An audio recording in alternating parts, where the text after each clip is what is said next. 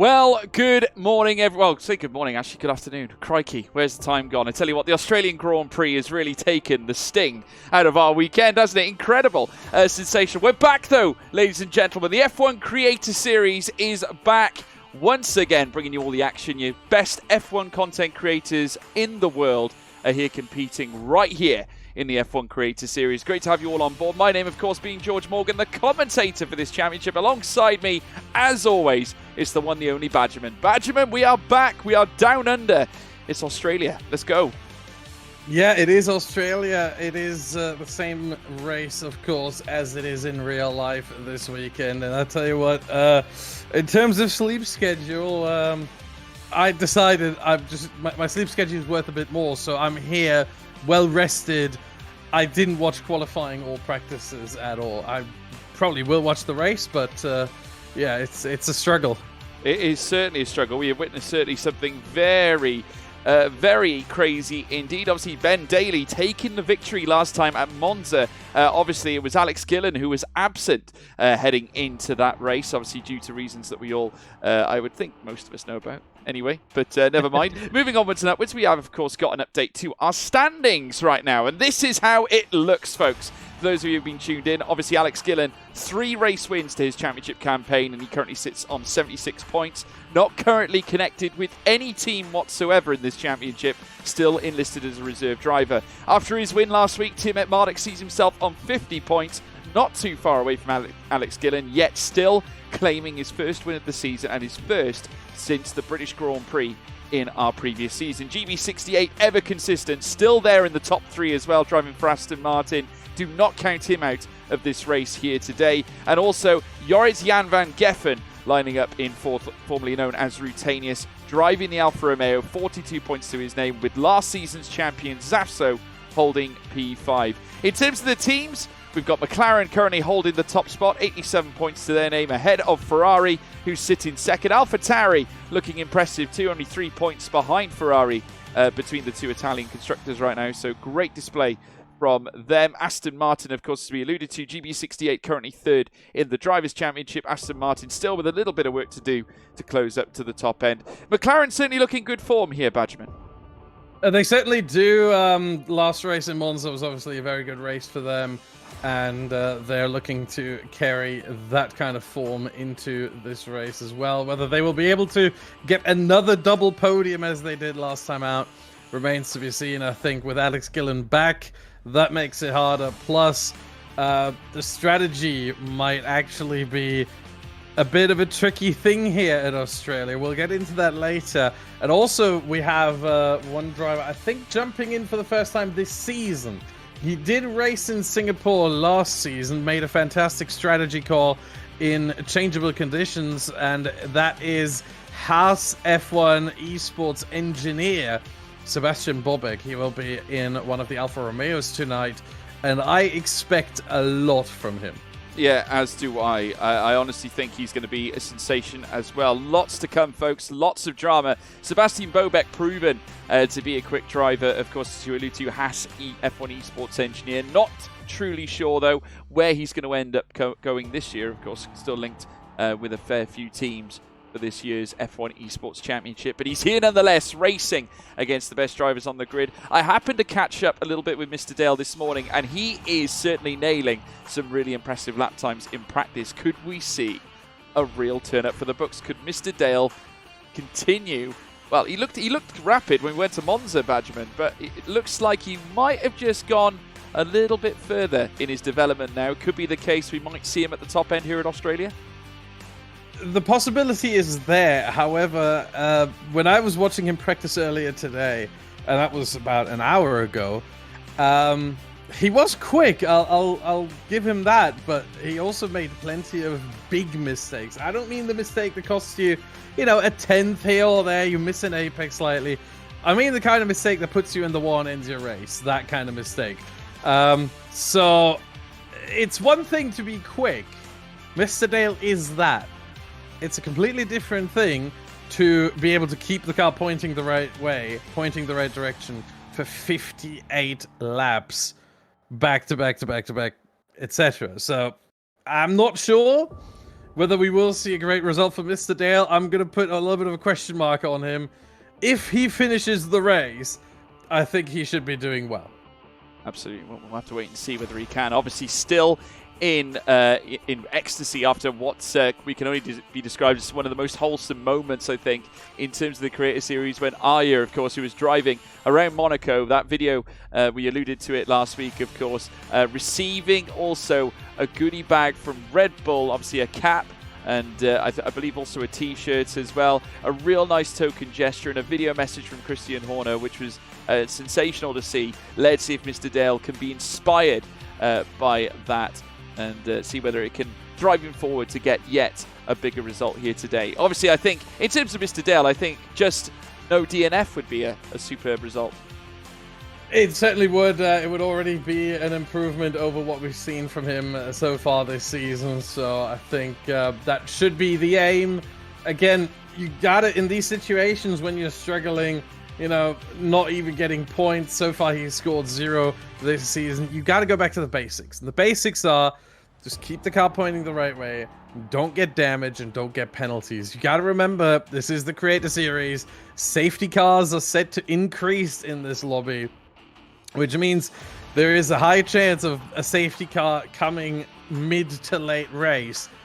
If you're in the mix at that point, and you've got maybe a bit of a strategy tire advantage on other cars, then you definitely have a good chance of making good points and potentially winning the race. All you have to do, again, no damage, no penalties, and no crashing. Yeah, and what's the big secret about unlocking your potential around Australia? Because it is quite a multi-diverse circuit in terms of cornering. Plenty of low-speed, high-speed, mid-speed corners. You need to have your wits about you. Plenty of opportunities for understeer as well. I mean, some of the corners there can be so aggressive. You're jumping straight from what can only be described as a fast portion of the track, certainly heading through turns 11 and 12, that very, very pacey left and right. Then all of a sudden you're hit with turn 13 of the Ascari, which is extremely tricky.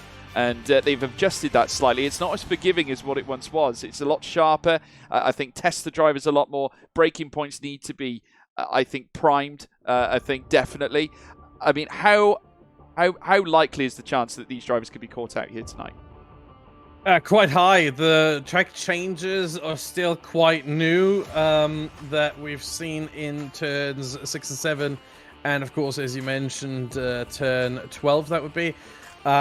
So there are very high chances, in my opinion, that we see some of the drivers be caught out. The question, I think, is just how many, not if we see any. It's more so how many. Plus, you've still got the, you know, ever dangerous chicane of now turns 10 and 11, the fast left-right-hander, and that can definitely lose us a couple of drivers, especially in the opening laps.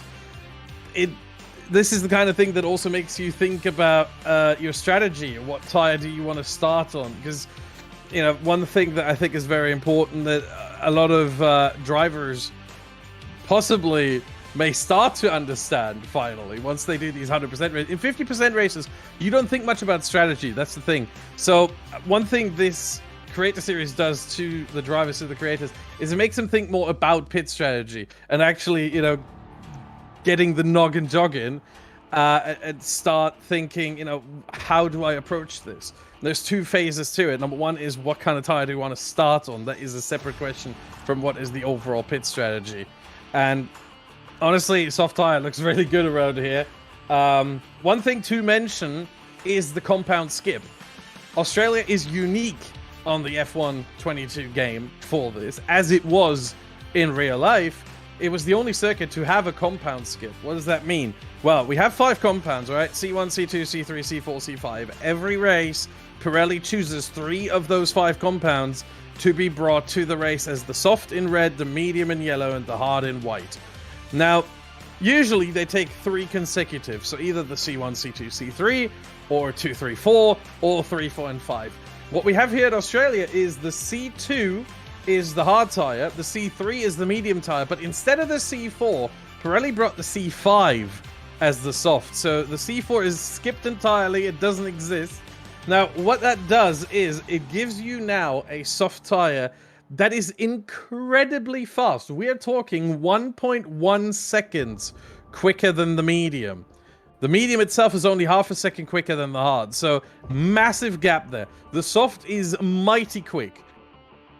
Durability isn't affected much by it. It's still around 30% of the race. It's going to be around 17 laps that the soft tire lasts. So you can do just under a third of the race on that tire, and as I said, it's mighty quick as well. So I think the soft tire will play a lot more of a role here today than it used to. There we go. So strategy is going to be the defining factor heading through to the Australian Grand Prix. We'll have to sit tight and wait. Obviously, safety cars tend to get in between of decisive factors here in the Creator Series, so do not be perturbed if you should see one. We had plenty, certainly at Italy. But let's sit tight and wait and see. Big thank you to everyone who has tuned in, of course, guys. Really do appreciate all your support as well. If you haven't done so already, please make sure you smash a follow. Don't forget as well to check us out on the socials as well at Creator Series on Twitter, Instagram, TikTok, YouTube. There's plenty of places to check out at F1 Creator Series, of course, so make sure you let your feelings heard on those socials too. Don't forget, check out the Discord as well. I can see that Orbit NY has already requested that. The features are on command. You can check those out as well. And don't forget, you can join the Discord, stay up to date with when we go live. Don't forget to make sure that you've got your notifications on as well, folks, for when this channel goes live, and you won't miss a beat. That's for sure. But now we're going to be heading towards qualifying very, very shortly. All the drivers ready to go. I could see many of them on the cameras, certainly getting set and primed, ready for the start of what can only be described as a fascinating qualifying session. Plenty of drivers out there working hard to improve their racecraft. Let us know as well in the live chat who you're supporting, who are you backing. Also, where are you watching us from in the world? Let us know and smash your comments there in the chat. That's what it's there for. Badgerman, in terms of a prediction, do you have a poll prediction as we head into Q1? Sorry. It's a bit early for that. I would like to see Q1 play out a bit.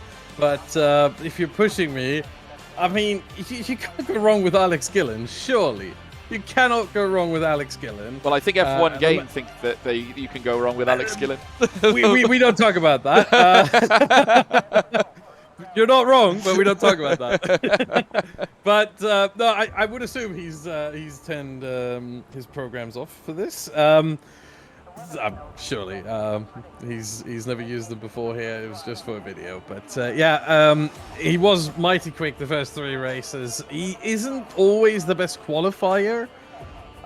Usually you see, drivers like Bushy Ants in there. You see Temet Marduk, you see GB68, Meraki, of course, Actually, Meraki was the best qualifier. You know what? I'll change my pick.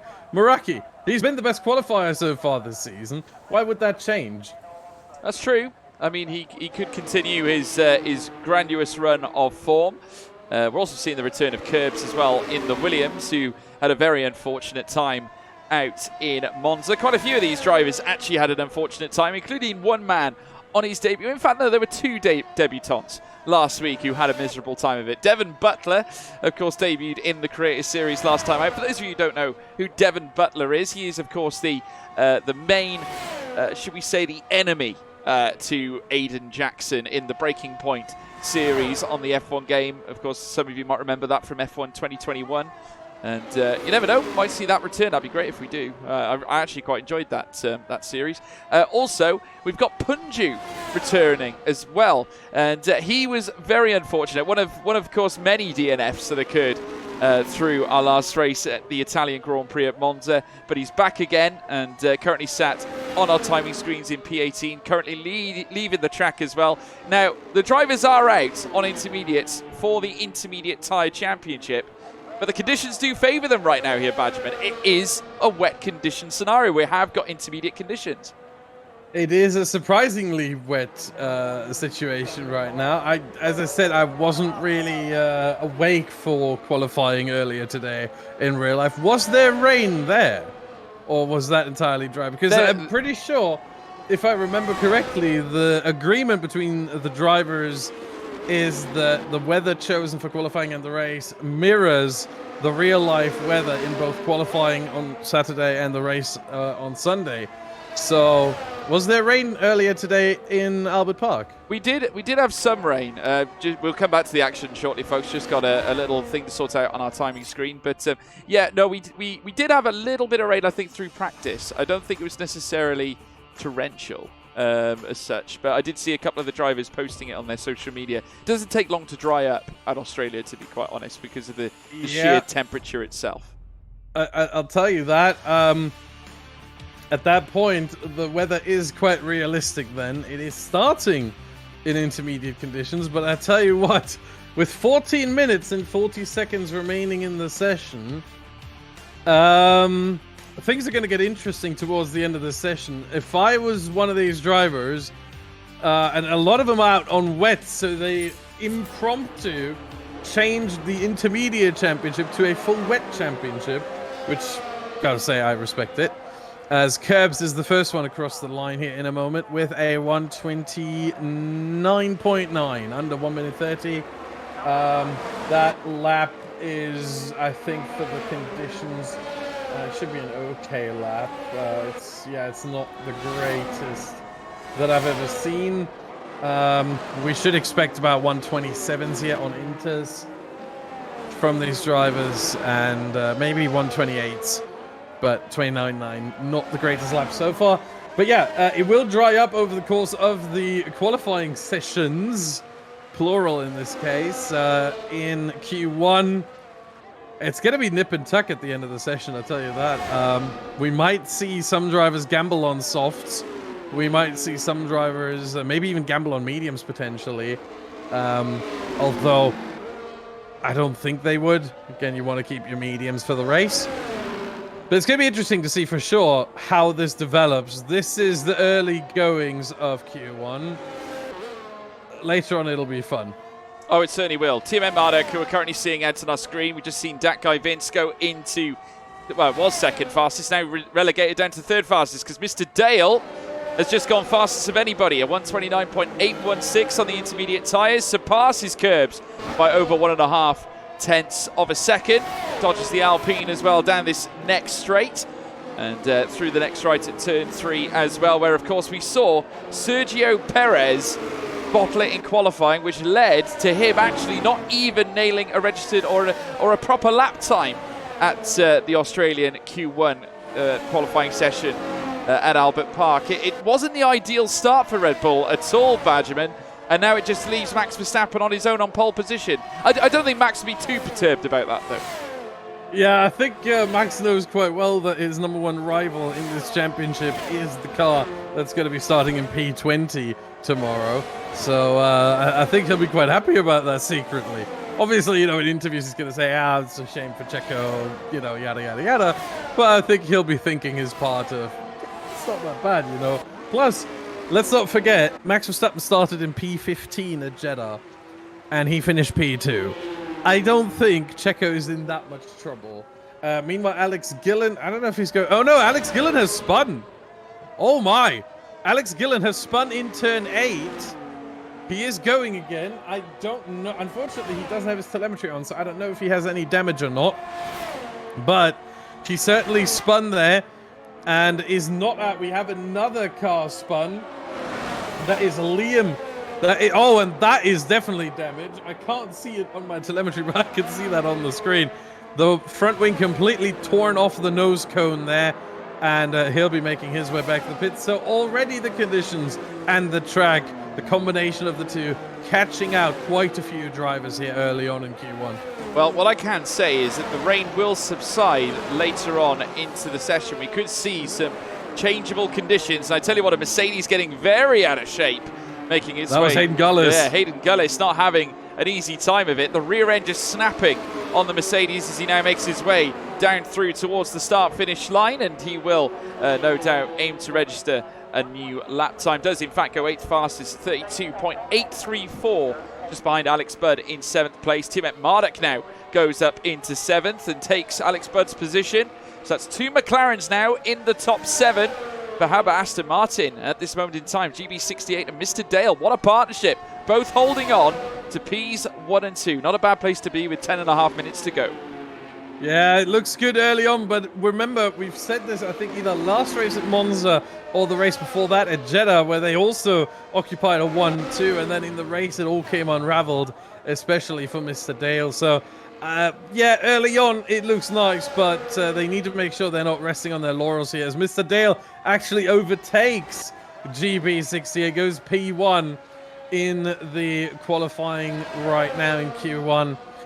Now, again, resting on their laurels. They can't do that even in Q1 here. I don't think any car right now is safe because of the kind of track development, track evolution that we are expecting here in the next 10 minutes and a bit more than that, obviously, because drivers are allowed to complete their lap if they started with a second to go. So, you know, we're talking about 11 minutes left in the session effectively, including the lap. So there's plenty of track evolution to be happening in that time, and the rain is going to stop shortly if it hasn't already. It might have already. I'm going on board with Mr. Dale, and I can't see any drops actually coming down. I think, oh no, a few are still coming down, but it's getting a lot lighter, and I think the rain is going to stop any moment now, and at that point it's just about how much water remains on track. And we just watched, actually, Hayden Gullis. We're currently seeing him in the bottom right-hand corner. Got very close to the back of TMF Marduk's McLaren coming through the pit lane. Both of them very nearly, I would say, close to taking each other out before hitting the pit slowdown marker. Got very close. I think probably shook Hayden a little bit, that one. But he is back and currently sat as well in a reasonable place at P11. But certainly not safe by any means as the more cars now venture out. Alex Gillen back out onto the track as well. Bushy Ants also about to leave as well. There is, of course, the Alfa Romeo out on circuit 2 now. I believe that will be for Racing Chai, who is certainly no slouch on his day. A little comment in the chat from Ethan Woods. Luca Domino would get P1. I'm inclined to agree on that. Certainly an outstanding driver, far beyond the capabilities of many of these talents we have on this grid here tonight.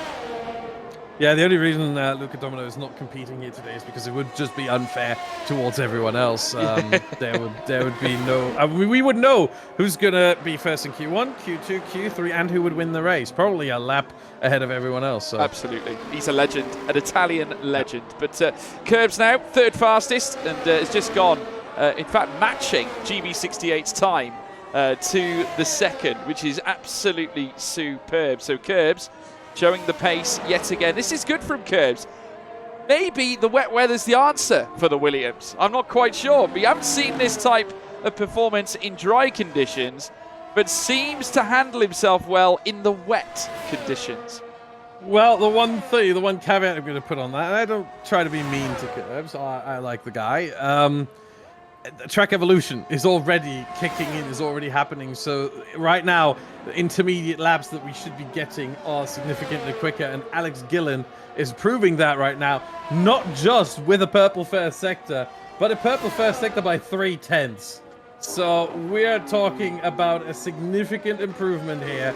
Yes, it's Alex Gillen, you can say that, but at the same time, it's a significant improvement here over the previous purple first sector. Middle sector, not actually purple surprisingly, but there are very few corners in the middle sector. We should expect the final sector to be quite good as well. Currently purple, they're 38.5.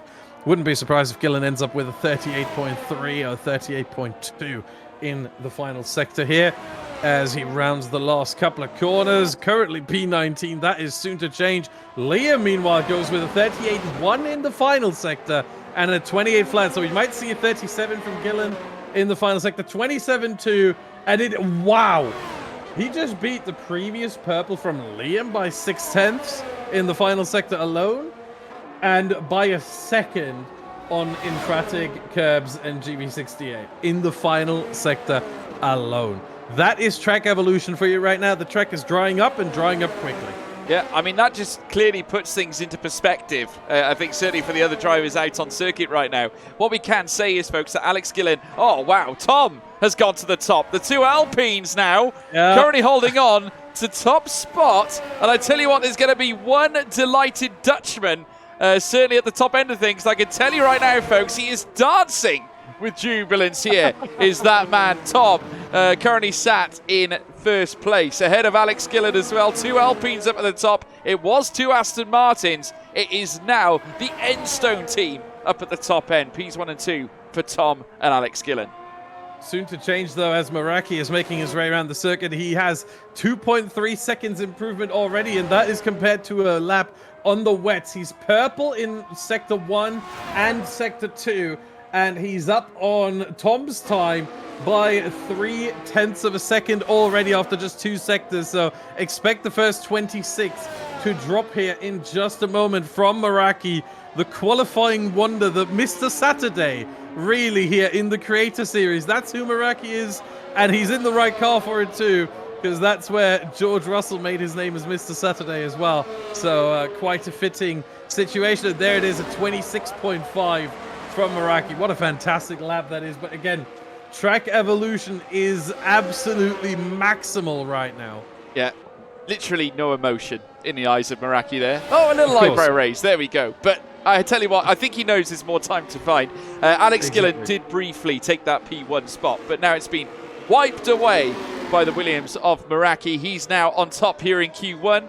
We'll have to wait and see whether he can hang on to it, of course. Still 4 minutes left. Plenty of time for more cars to set laps. We've yet to see Sebastian Bobeck yet initialize anything onto the board. I tell you what, now it's crunch time. Purple. He is purple, and I tell you what, looking very quick in that middle sector as well, making his way down towards Sector 3. He's in Sector 3 now, in fact, as he now rounds the next right-hander at Ascari, turn 13. He'll go towards Stewart then in turn 14. He certainly has shown pace in prior races that we have had here in the Creator Series. Now heading through towards turn 15 at Prost. Turn 16, the final corner. Can he get a decent exit and tee up a potential P1 here in Q1 and light up the timing screen for Alfa Romeo? Comes up towards the line now. No! 5th fastest is all he can get, but purple in that second sector was still all the more crucial. Yeah, fantastic lap regardless. Purple in the middle sector. It is the shortest sector of the track, so first and last sector are a bit more crucial when it comes to the actual lap time, as there are significantly more corners in those 2 sectors than the middle one, and it's they're quite a bit longer than the middle one as well. Tim McMurdoch goes P2 ahead of his longtime rival and co-op career rival Alex Gillen. Tim McMurdoch currently in second. Again, expect times to ramp up further. Meanwhile, I think one driver who risked a lot, and it's not working out yet, is Carbon Shadow. He is on soft tires right now. The only driver out on circuit on a set of dry tires, and it's not working yet, but he's got 2 minutes and 20 to wait, to just hope that the track improves. And at the current rate, I wouldn't be surprised if it does. Bushy goes P1. Gillen is double purple again. And let's see. Yep, going through the final sector. Half a second up already on his own time. And 1 more sector to go. This could be a low 26 here. Certainly should be P1 if that final sector does not become a mess, which it doesn't. Neat and tidy through the final corner. That's what we like to see. And across the line, that should be a 26, 25. Hello. Wow. 25.8 from Alex Gillen. Sebastian Bobeck has had enough. He has retired already. That might be a bit early. Well, that guy Vince has gone 7th fastest as well, so this means that Dirk Chocolate now sits in 16th place, which will mean elimination, and the focus in this man's eyes is sensational. He's trying to get himself out of the bottom 5, needs to stay within Q2 as he now heads through the next fast right-hander. Green flank conditions right now, but the focus certainly on Dirk Chocolate has got to be sky high as he looks to chase after his teammate Infratic, who's still currently in proximity of going through to Q2. Can it be 2 Red Bulls? He is green in the first 2 sectors. There is opportunity here. He's within 0.03 of a second There's a lot of away traffic from elimination. But yes, he's got to dodge every little bit of car that is certainly encroaching in the 3rd sector here. Dirk Chocolate now heading through the final 2 corners. He's got Prost now at turn 15. He'll also have to tackle this final corner, which can very easily end you up in Oversteer City, but has managed it well. A little twitch there on the front end as he heads up towards the line. Is it enough for Dirk Chocolate? It is! Goes ahead of his teammate Infratic. 14th fastest, and he's in the pits. Infratic cannot improve, so any improvement from any of the cars behind. And look where Mr. Dale is now. Remember, he was P1 at one point this session. Now he's 17th. He's got 13 seconds. This lap is invalid. He might get one more. He has a full battery, and he just gets across the line with one more run. Let's see who else. We've got Hayden Gullis. He is invalid, and he is done for the session. We've got Razin Chai behind him, done for the session as well. Bobek might be safe, to be fair. Carbon Shadow is currently, he's invalid and on soft tires. That's not going to work. Hanju, currently 16th. Double green in the first 2 sectors. This might be good enough across the line. 26, 27, the clock keeps ticking. P12. Hanju pushes down Infratic. Infratic out in Q1 guaranteed, but who will join him? Infratic and Carbon Shadow are gone. Alex Budd out. Safso goes P1, saves himself, pushes Dirk down, who is not improving. That is not going to happen, so it's now Mr. Dale or Curbs. Curbs crossing the line, goes P3. Incredible. Hello, that is a statement. Now Razin on the bubble. Razin or Mr. Dale. Razin cannot improve. This is all coming down to Mr. Dale's lap. Everyone else can retire at this point. Mr. Dale in the first 2 sectors, double green. Looks like he's improving. Question is by how much? Bit of traffic there. Ferrari is out of the way. No problem. There's one more car ahead. Shouldn't be an issue. Final corner to go. Looks very, very neat and tidy again. 24. This should be good enough. This is good enough for P3. And Razin Chai joins both Red Bulls, Dirk Chocolate and Infratic, as well as Alex Budd and Carbon Shadow as the drivers who are eliminated from Q1. And a super lap there from Meraki right at the death, has landed in P1 here in Q1. Again, though, the emotionless stare as he now looks at the screen. His car, though, now positioned in the prime spot. P1 here for the Williams. He'll be delighted. Oh, there's a smile, there's a chuckle. He is pleased. Zafso, the former champ, he is now second here in this Q1 contingent. Alex Gillen back up to third as well. Mr. Dale also managing to pursue and get himself up into 4th place. Tom also improved a little bit as well. Did almost hold on to P3, but obviously the timing all crept in. But these are the laps, folks. Obviously, we'll have a look as well at our eliminees, I suppose we should call them.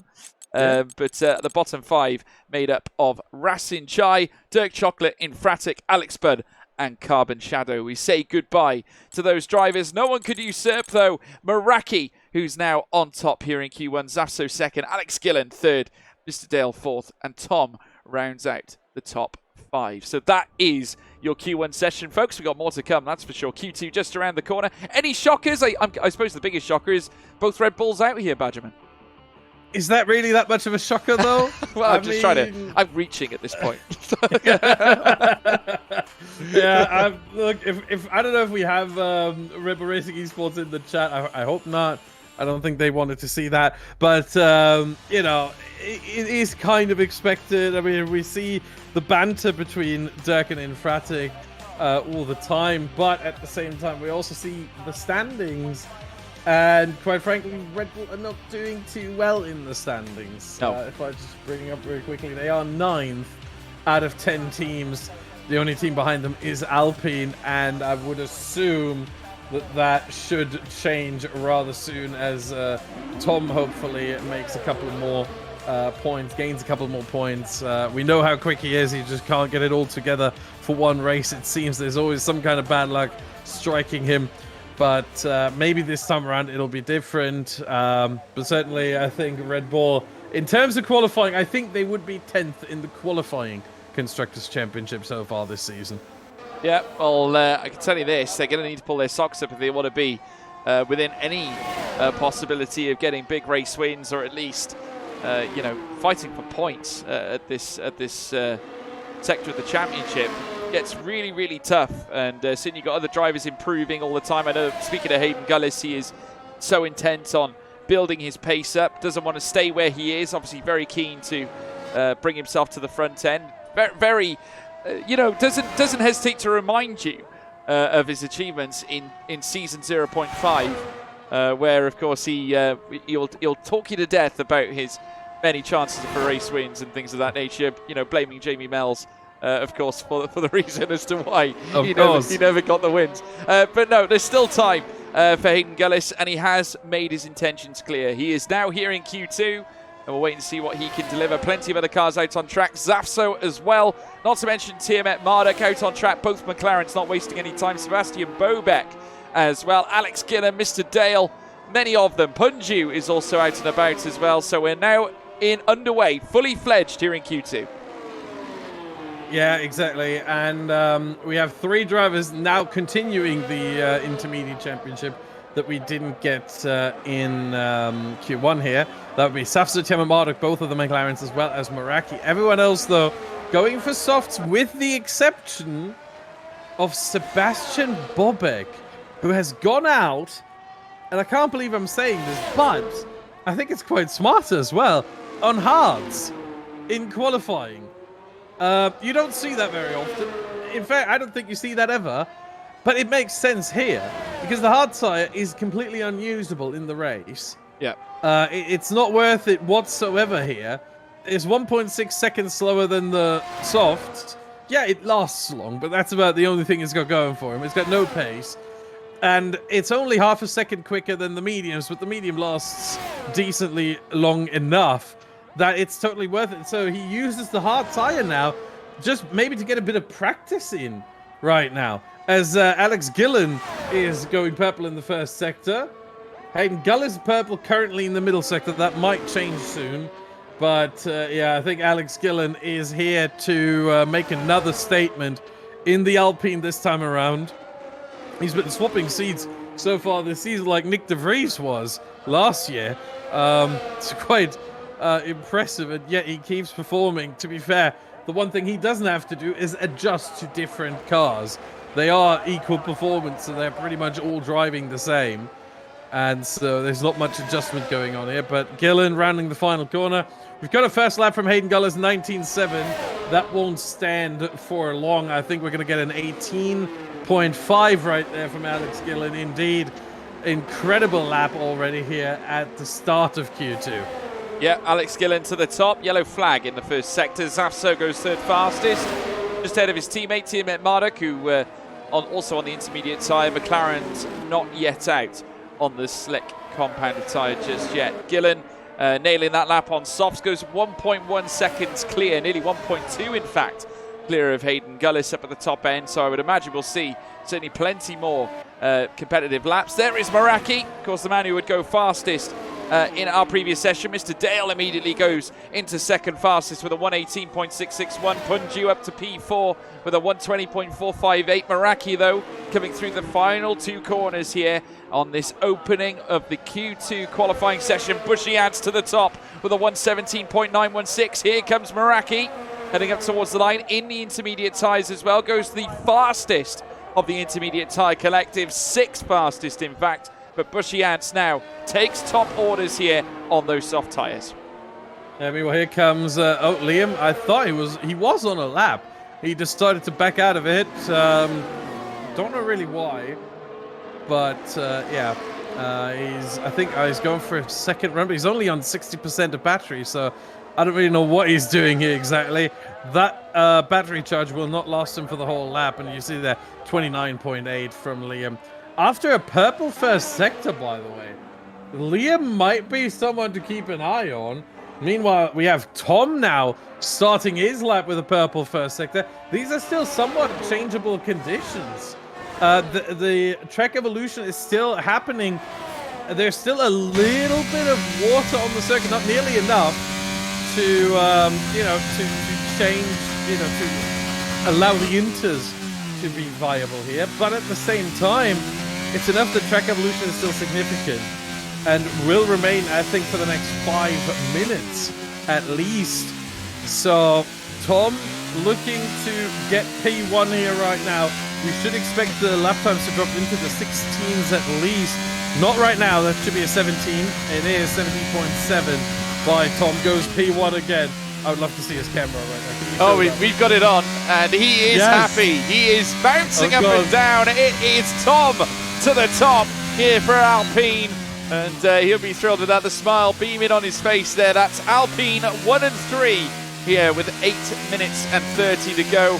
It is all kicking off, and now we're seeing the lap times on the soft compounded tyres lighting up the top end of things now. Can Tom hold on? I get the feeling. We did see earlier on, obviously 16s. I believe we even saw a 15 in that last session, Badgerman? Good question. I don't think so. Did we not? Might be an early 16, perhaps. Yeah. But meanwhile, here comes Dakar Vince across the line, 19.2. That is P5. Next driver will be El Taco Man, who has, obviously gone green in the first 2 sectors, but pretty good sectors so far. That can challenge for, I think, a top 4 spot easily, possibly P3, maybe P1. We'll see. Here he comes, and it is a P5. Just misses out on the top 4 spot there. Next is Sebastian Bobek, as Tom enters the pit lane. Bobek purple in the middle sector. First sector wasn't as great, but again, track evolution happening here, and final time is at 18.4, P3 for Bobek, and here comes Kerbs with a 18.7, P7 right now for Kerbs. He's a second down on Tom. It's not as good of a lap as you'd hope for. Again, it is in large part due to the track evolution that has happened since all the other times were set, but if he just leaves himself enough time for that final run, that's what it's going to come down to, I think. Again, we're going to have about 3-4 minutes where the track just keeps getting better. And then from there, I think we have a good 3.5 minutes at the end of Q2, plus obviously the overrunning time, where we have the same conditions pretty much for everyone. Very little track evolution, still some, but very little. And at that point, I think it's all going to come down to who will be able to withstand the pressure and set a lap time, not invalidate, not make any mistakes, and bring everything to the table. Yeah, well, let's run on board here with GB68, who's currently out on a lap right now. Green in the first sector, as you'd expect. Still yet to enlist his very first lap, but here looking very fast indeed. Heads through Clark around turn 8. He'll now whip down through turn 9 and very shortly 10 in towards turn 11 and 12. Very, very quick this portion of the circuit. You can just hear him there lifting off through this very dicey part now, heading out to turn 12, heading now down towards turn 13 at Ascari. You want to break in just at the final braking board there at the 50, takes a lot of the curb on exit, and will then whip round through Ascari at turn 13, rides the curb on the inside, 6th gear, will immediately drop down to 3rd, straight up to 4th, a quick shift then as he heads through the final corner now at turn 16. The Aston Martin now looking to join his teammate Mr. Dale at the top end. Can he do just that as he crosses the line? 3rd fastest, green in the first 2 sectors, yellow in the 3rd. Still nonetheless, top 3 and only 4 tenths away from Tom in first place. Yeah, just behind him, Safzo actually went up to P4 for him, and now down to 5 as Hayden Gullis went 4th. We got Temet Marduk coming across the line to start a lap. And next one will be El Taco Man, I think, who has invalidated actually. So it then goes down to Mr. Dale, who is also invalidated, who I think might be on his way into the pits. And then we've got Punju right now. Yep, double green for him, but he left a little bit on the table there on the exit of 12. Didn't take the full track width. Not sure why. Misses the apex of 14 a little bit as well.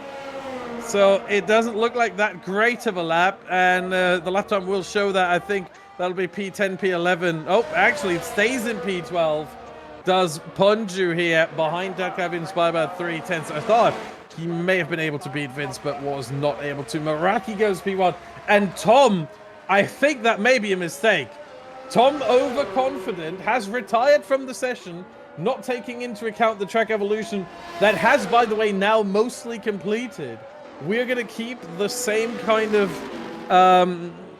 situation, the same kind of circumstances for all the drivers for the remaining 3 minutes and 45 seconds of this race. There's not much more happening. Tiamat Marduk coming across the line, and it will be a P10 only. Wow. I expected a lot more from him. Here comes Sebastian Bobek to start a lap. We got GB68 as well to start another run. And who else is on the track right now? I think that guy... Nope, not that guy. Oh, I can't see colors. Great. Mr. Dale invalid again. 4/10 up on his own time. That would have been P5 potentially. But he invalidated, so he has to go back into the pits, get a new set of tyres, and hopefully have enough time to go out again. It should be okay. But, yeah, very unfortunate there, as Meraki, heading back to the pits, should have enough time as well. And, yeah, this is the calm before the storm. We don't have too many drivers out on track right now. And, yeah, surprising to see here. I think Alex Gillen is out there. But that is in... Yeah, that's definitely not a fast lap. Well, we just saw Tom stick on a pair of his shades. He is not concerned by any means. A smile on his face now. Wondering whether that's a little overzealous from the Alpine. Yeah. But, you know, the Alpine man, of course, the head of their esports content creation as he's in well. for a ride. He certainly is. I mean, maybe he thinks the future's so bright that he's going to stay in the session. We're gonna sit tight. 2 minutes still to go because all the cars are now leaving. Sebastian Bobek's just gone 6th fastest with a 118.3, so that won't perturb Tom in any way. But if Meraki can find a 17.589, I wouldn't put it past the likes of Bushy Ants, maybe GB68. Hayden Gullis has retired from the session as well. So he's decided not to pursue. Bobek's made a little mistake around turn 3. We got that guy Vince out on an outlap. We got Curbs still out on track.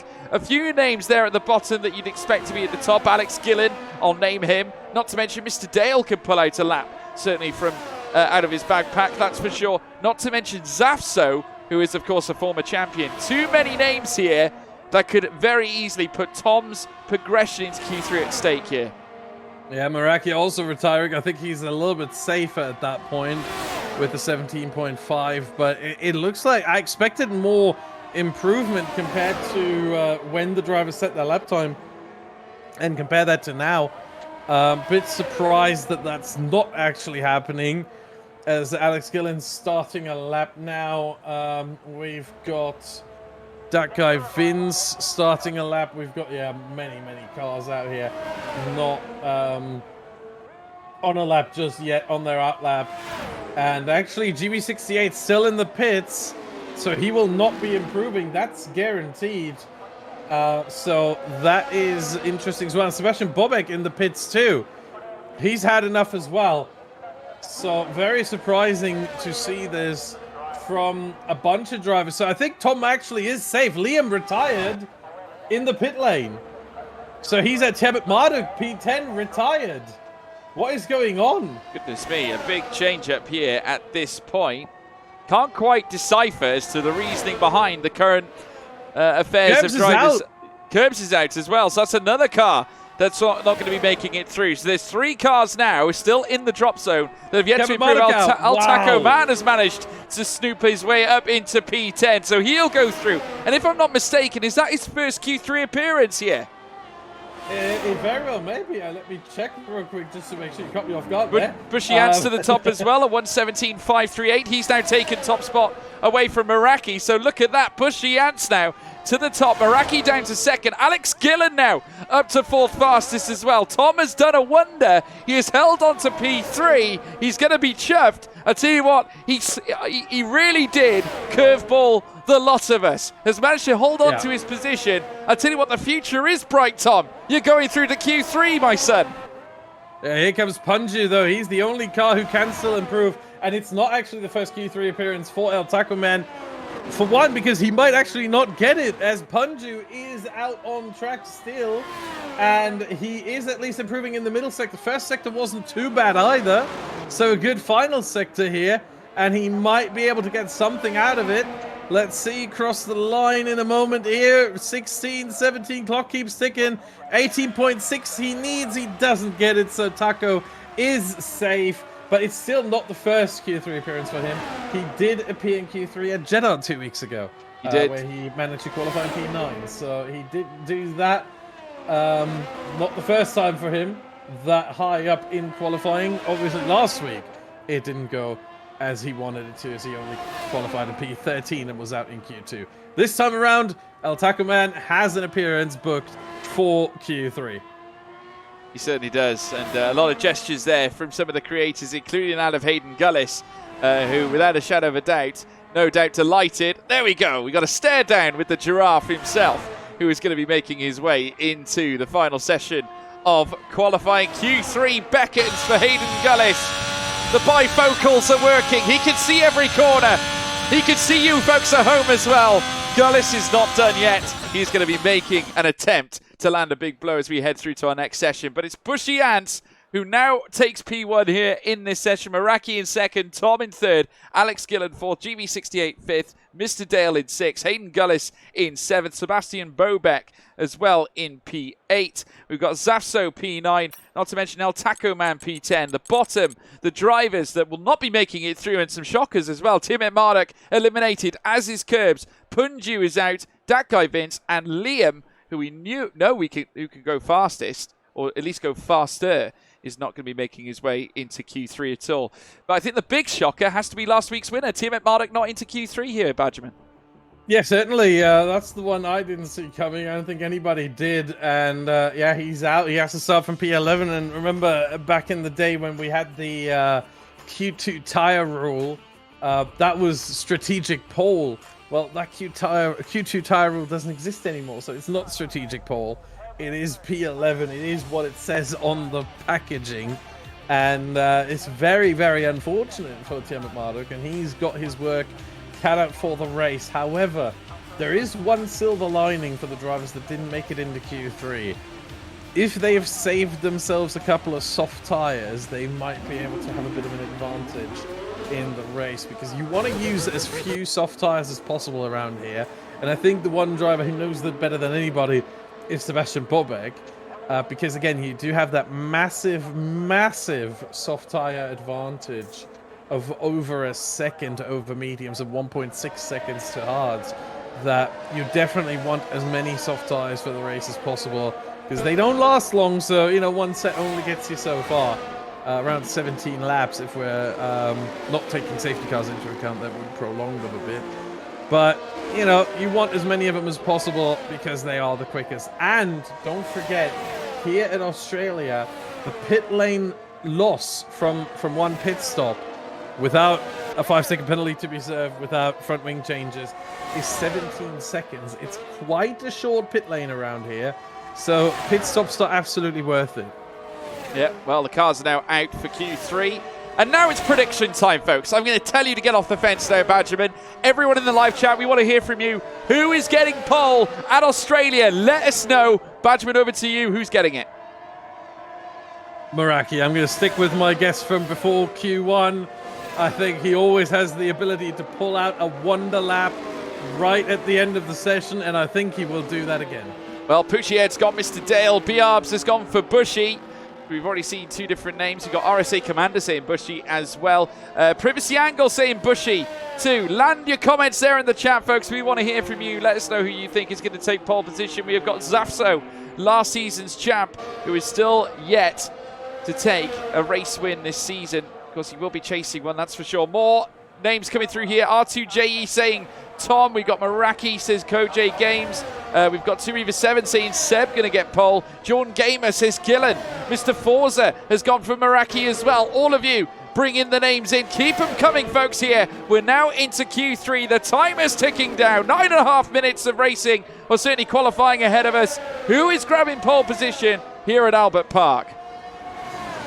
Meanwhile, we already have our first cars out on track. In fact, we have a first sector from 7 drivers, and purple goes to Sebastian Bobeck, the first driver who has set the first sector here. And he's also purple in the middle by 4 tenths on everyone else. That is impressive. 4/10 in a sector that's only 17.5 seconds long, as Hayden Gullis has invalidated. Here comes Sebastian Bobek with an absolute stonker of a lap. Meraki not looking too great right now, surprisingly. Although, oh no, Meraki's just on his lap. Why am I getting sectors in my telemetry? But here comes Bobek, 17.8 as the first lap, the first yard marker to be stuck into the ground here. And that is a marker indeed. The final sector wasn't great from Bobek. He lost 4/10 to Gillen, who almost beat him. But if Bobek can clean up that final sector, I think a 17.4 is easily possible. Well, they're saying Gillen for Jordan Gamer there. Alex Gillen for Paul. Meraki says Mr. Forza, as I alluded to. Kinners Max is Tom. But I tell you this now, Kinners Max saying Tom will get pole. He insists on that. But Bushy Ants, though, to the top already. Tom now going 5th fastest here at this point. Meraki, though, surely looking to try and enlist his first lap as well. It's currently now setting out on his first flying lap here at this point. Many of the cars also making their way through. GB68 also in the final sector as well. Hayden Gullis obviously not setting a lap time after invalidating his first run. Meraki now, as I said before, out on his opening Q3 lap. Here comes GB68 though through the final 2 corners here at Albert Park. Heading through now the final bend here at turn 16. Can he join the top end of pushing out Sebastian Bobek and Alex Gillen up towards the line? And it's P7, certainly not a lap that will trouble the top end, a 118.928 that puts him at the bottom of all the laps that we have seen out on track so far. We've got more drivers coming through. El Taco Man out on a lap as well. Meraki, though, ahead of him. He will set his lap time first ahead of the Ferrari. And I tell you what, he'll be good value for it, I think, Badgerman. Yeah, purple in the first sector for Meraki, 26.6, 2/10 quicker than Bobek, who currently holds the purple first sector before this. And then in the middle sector, he lost all of that advantage and a little bit more. But remember, the final sector from Sebastian Bobek was quite bad, so it's still possible for Meraki to easily get a 17.5 here with a good final sector, maybe 17.4 even, and it is exactly that 17.4, and Meraki has put himself into prime position for pole position right there. That is a fantastic lap, and I think with 6.5 minutes remaining, that one is going to be quite hard to beat. Very tricky one to beat indeed. Meraki going first fastest here at this point. We've got El Taco Man now through the final corner. He's going to look to add his name to the top end as well. Green in the first 2 sectors. No purple as such, but towards the line, 8th fastest. Does go higher than GB68 as well. More cars now making their way around. Hayden Gullis about to commence his flying lap. But the problem is now for Hayden Gullis, he's effectively out of sync here, Badgerman. He very much is, and that is a massive problem. You always want to be in sync because that means you are not going to be affected by traffic. If you're out of sync, one, it can affect your ability to do a last run, to do a late run. And for 2, again, you can be struck by traffic. You can have 3, 4 cars in front of you going slowly, slowing you down, not getting out of the way in time, or giving you dirty air, and all those things will affect your lap time negatively. So being in sync with the rest of the traffic is vital. And for Hayden Gullis to not have a lap time right now, yeah, this is bad. This is really, really bad. So he needs to make sure that he can potentially get one in. I don't know if the timing is actually going to work out. I mean, he's got about 20 seconds left, not even 20 seconds left to I think he's coming finish in this lap. I think he might be. I think he's coming in. He looks like he's going slowly. The hands weren't necessarily on the wheel in the first sector, No, so he is going slowly, but he might be. Oh, he's he's going in. Yeah. You don't cut that corner unless you're going in, because otherwise it invalidates this lap and the next one. So yeah, Hayden Gullis, massive pressure on him then. No lap time set. Everyone else got a banker at least. Even GB. If Hayden Gullis messes up, GB messes up, at least he's still 9th. If Hayden Gullis messes up, he's guaranteed last. So very, very tricky this. Safso on his way into the pits, I would assume. He's still giving it full beans, but yeah, he's coming in. And this is, once again, the calm before the storm. 4 minutes 20 left until the drivers are going to blaze it. Sorry for that reference. I had to. The timing was just perfect for that one. But yeah, now the drivers are just looking really at the timer, looking at the traffic. Who's going to be the first one to blink? Who's going to be the first one to say, well, I'm going to drive out?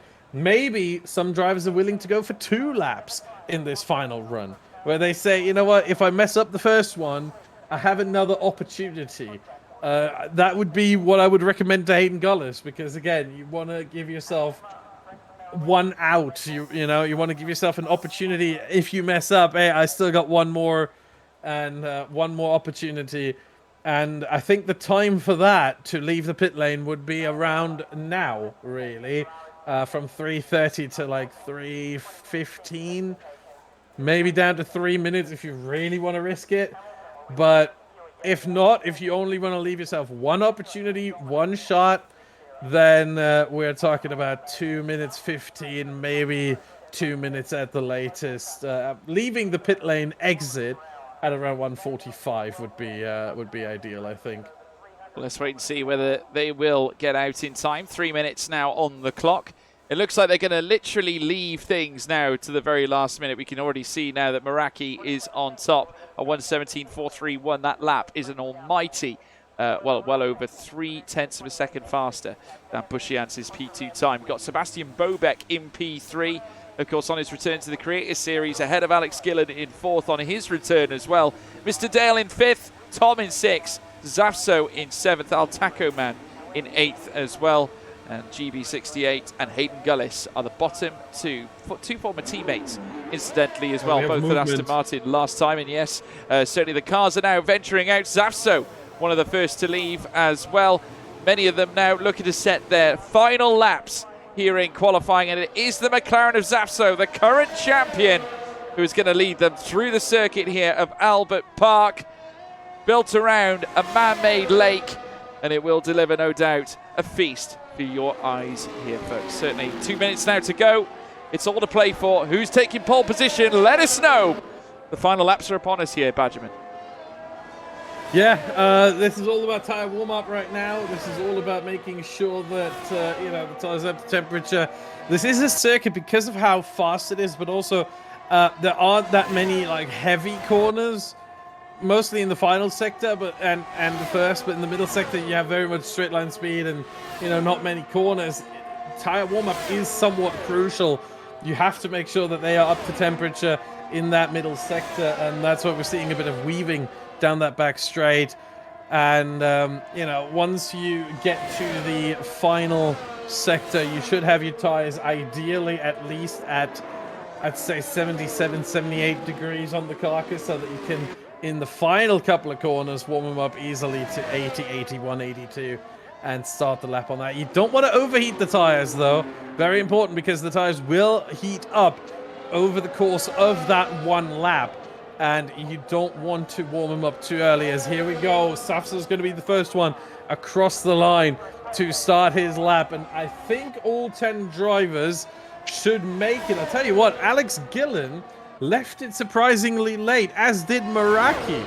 Those two might be in a spot of bother here to finish their out lap and start their flying lap. Safso, meanwhile, coming through the end of the first sector. What's his sector time going to be? 26.6 is what we're looking for, and he's spot on right there. That is purple for Safso in the first sector. Will he remain the only one to go purple? Bushy 26.6. Not quite as good as Safsa, but still decent. Bobek nowhere. I think we can already write him off. 26.9. Don't see him improving much with that. Not even green. And all cars have made it across the line. Safsa's middle sector, 17.6. Not quite purple, but green.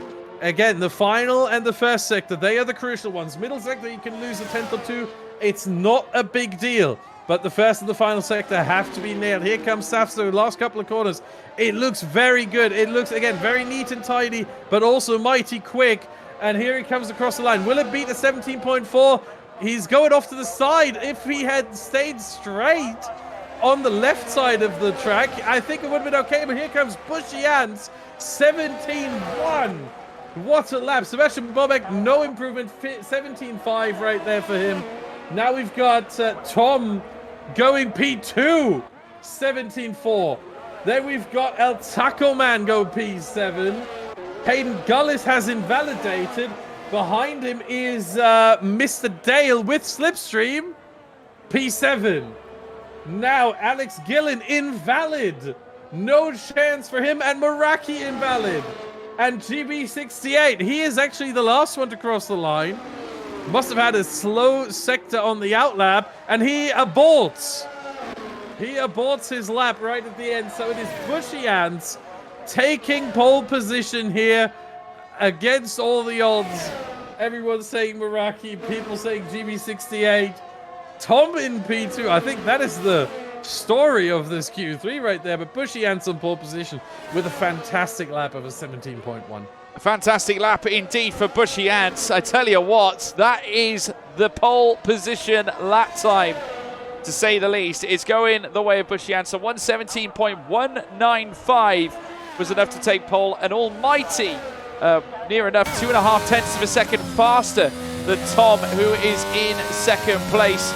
So it's a Silver Arrows up at the top end. He is going to enjoy that one. It'll give him a great chance here to take a victory. Bushy Ants is your P1 sitter. Tom in second. Meraki in third. Zafso in fourth. Sebastian Bobek there in fifth. Alex Gillen in sixth as well. Mr. Dale in seventh. Al Taco Man in eighth. GB68 in nine. And then Hayden Gullis just wasn't to be. Starts 10th place. The start of this Grand Prix. But folks, it has been a sensational qualifying. The race just about to get underway very, very soon. We're going to take a quick commercial break. We'll be right back after these messages.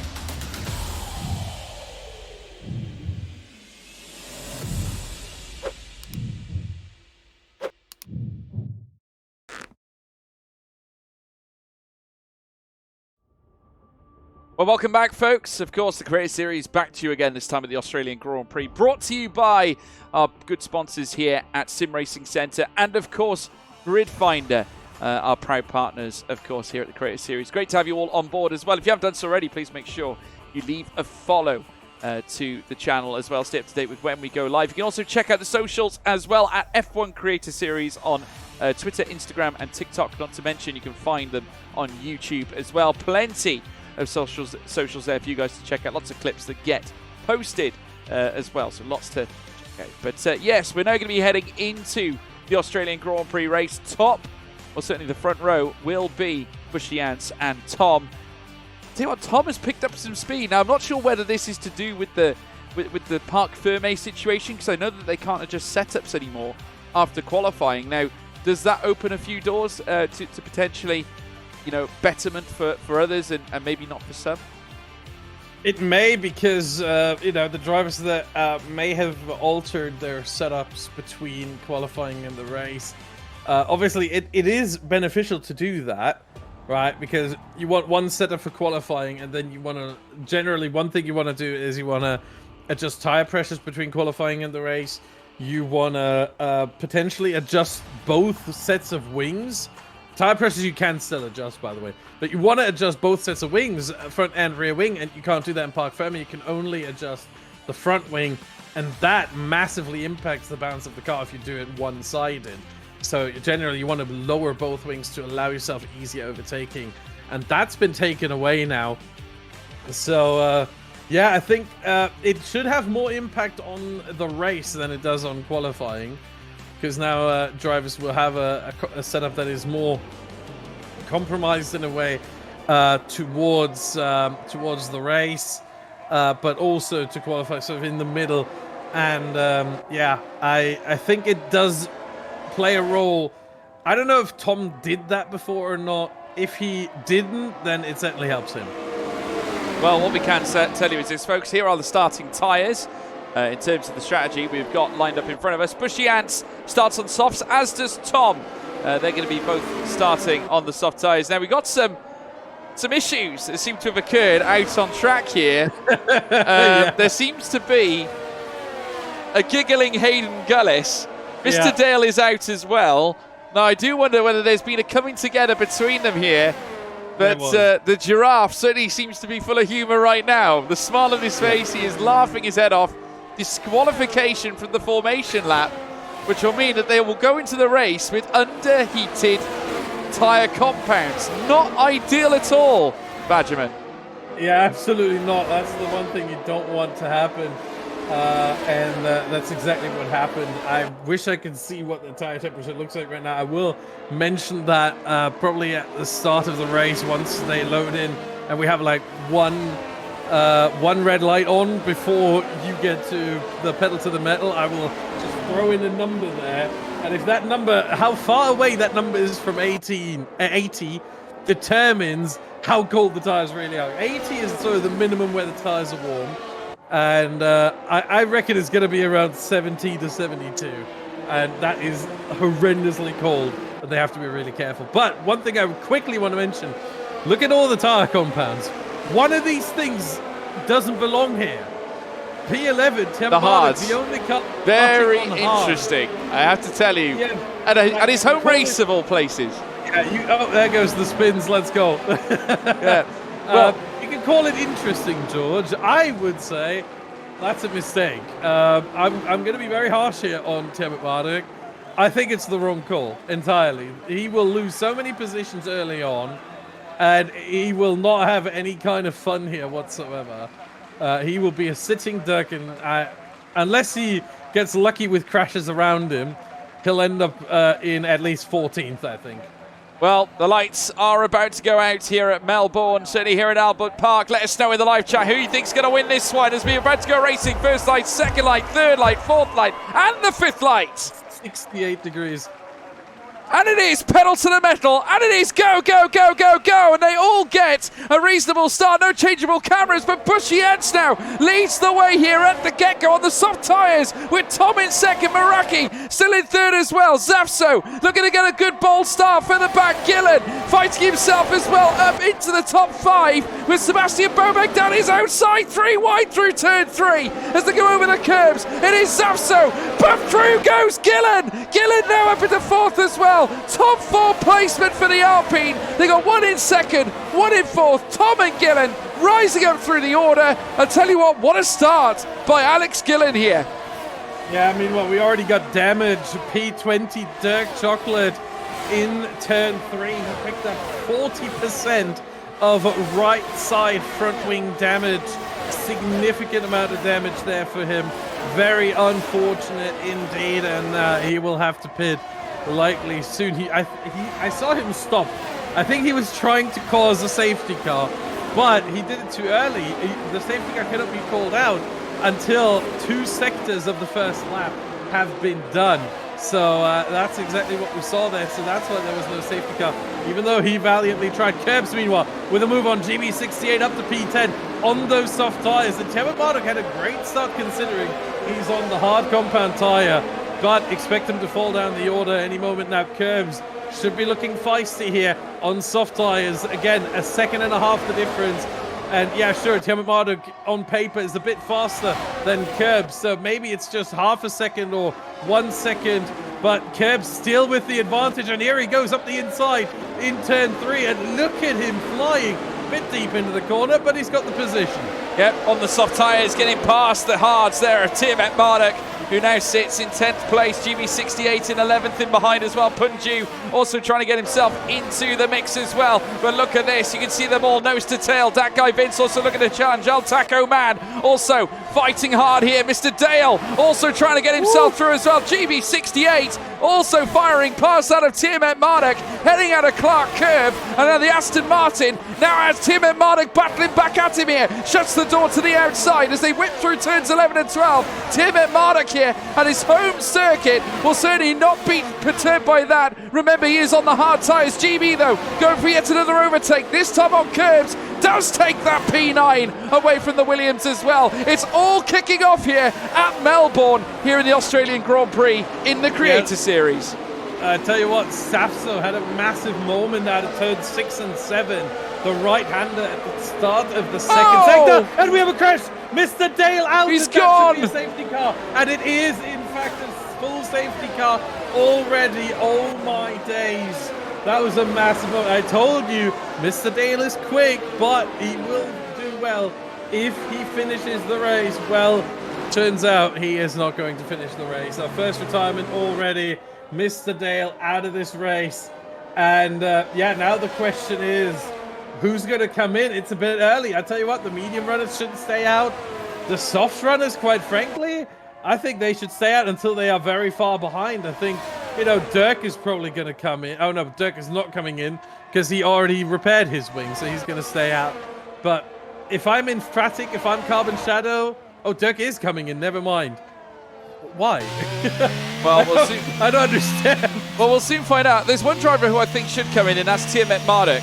Great chance to Yes. get off those hard tyres, I think, at this Yes. point. Medium's going on to Dirk Chocolate's car. So interesting decision-making there from the Red Bull. Yeah. He's now got a mountain to climb, a little bit of work to do. Lap 2 at 58. Interesting decision-making there. Tom has left the session. Oh, no. Now, has he got an issue? I hope his... No, I mean, seemingly he does, but I hope his AI does not pit. It doesn't, thank goodness. So he has time to rejoin. It's not that big of a deal. He has time to rejoin. He just must not panic. But yeah, it's oh, Alex Gillen and Safso coming in. Kerb staying out. I actually like staying out. Safso going for hard. What is happening? What? Why? Why are they doing that? I have no idea. The McLaren, whoever is in charge of the McLaren strategy department right now, here in the Creator Series, not IRL, of course, but in the Creator Series, honestly, it might be time to look for a new job because strategist might not be it. Well, there we are. The big words, big statements here from Badgerman, certainly. We're just waiting now for Tom to make his way back into the game. But as far as I know, he wasn't the only one to disconnect. We did see a couple of others. Apparently, Racing also left as well. So he was back in. Yeah, but Tom's just ventured back into the session. So it's not a bad time to have a disconnect of all times because obviously we're still under safety car ruling. Tom is still in second place, so he hasn't lost any ground as such. Obviously, you'll need to try and close up to the back of the safety car. But still, it's Bushy Ants on top. The gap, though, between him and Tom, only just over 0.2 of a second. I just saw something I didn't think I would see. Alex Gillen just got overtaken by that guy Vince under safety car. And apparently it's legal. Wow. Yeah. Unless Alex Gillen overtook him under the safety car? Possibly, I don't know. But yeah, I think actually Gillen may have left too much of a gap to the safety car queue. And that's why the game allowed that guy Vince to make the overtake happen. If we could get a clip from Harry, our resident, well, really, he's the guy for everything. He's designer, he's mod, he's everything here. Editor, I think, as well. He does it all. If we can get a clip from what happened there with Dark Evans and Alex Gillen, I would love to see that. But I think what happened was that Gillen left too much of a gap to the safety car, and Razin now joining as well. Infratic has pitted under safety car. So the bottom 6 of the drivers that are still remaining are the ones that have pitted. Alex Gillen for mediums, Safso for hards, Hayden Gullis and Alex Budd for mediums, Infratic and Dirk Chocolate for mediums as well. So that is the situation right now. The top 13 without a pit stop. And we see curves in the lofty, lofty heights of P7 right now. Well, I tell you what, we alluded to the bomb shelter last week. Might have to jump into it again. I mean, one thing that hasn't changed a lot, I will say this, Badgerman, is the Red Bull situation. 18th and 19th for Infratic and Dirk Chocolate. Just to say as well, shout out to Mark TO7, obviously clipping there as well. If you want to put your favourite clips onto, well, certainly from the channel or of any of our creators, folks, you can do so. You might get lucky and have it featured in the Creator Series highlights and also the reels that get taken from this race here at the Australian Grand Prix. Remember, we do have TikToks, we do have Instagram.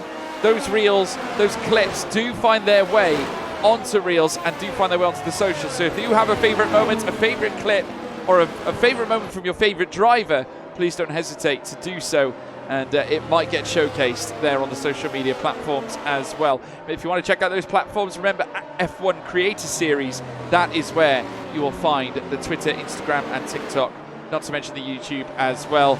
Mr. Dale is in the live chat. I tell you what, disgruntled and certainly pained. He will not be in the top end here at the Australian Grand Prix. He will not finish the Australian Grand Prix. He's out of the race. And right now, I'd imagine there's going to be some stern words from Arya, I would say, Badgerman. Yeah, she better take him to task here, because that was completely his fault. Arya wouldn't have done it, would she? Arya wouldn't have done it. That's what...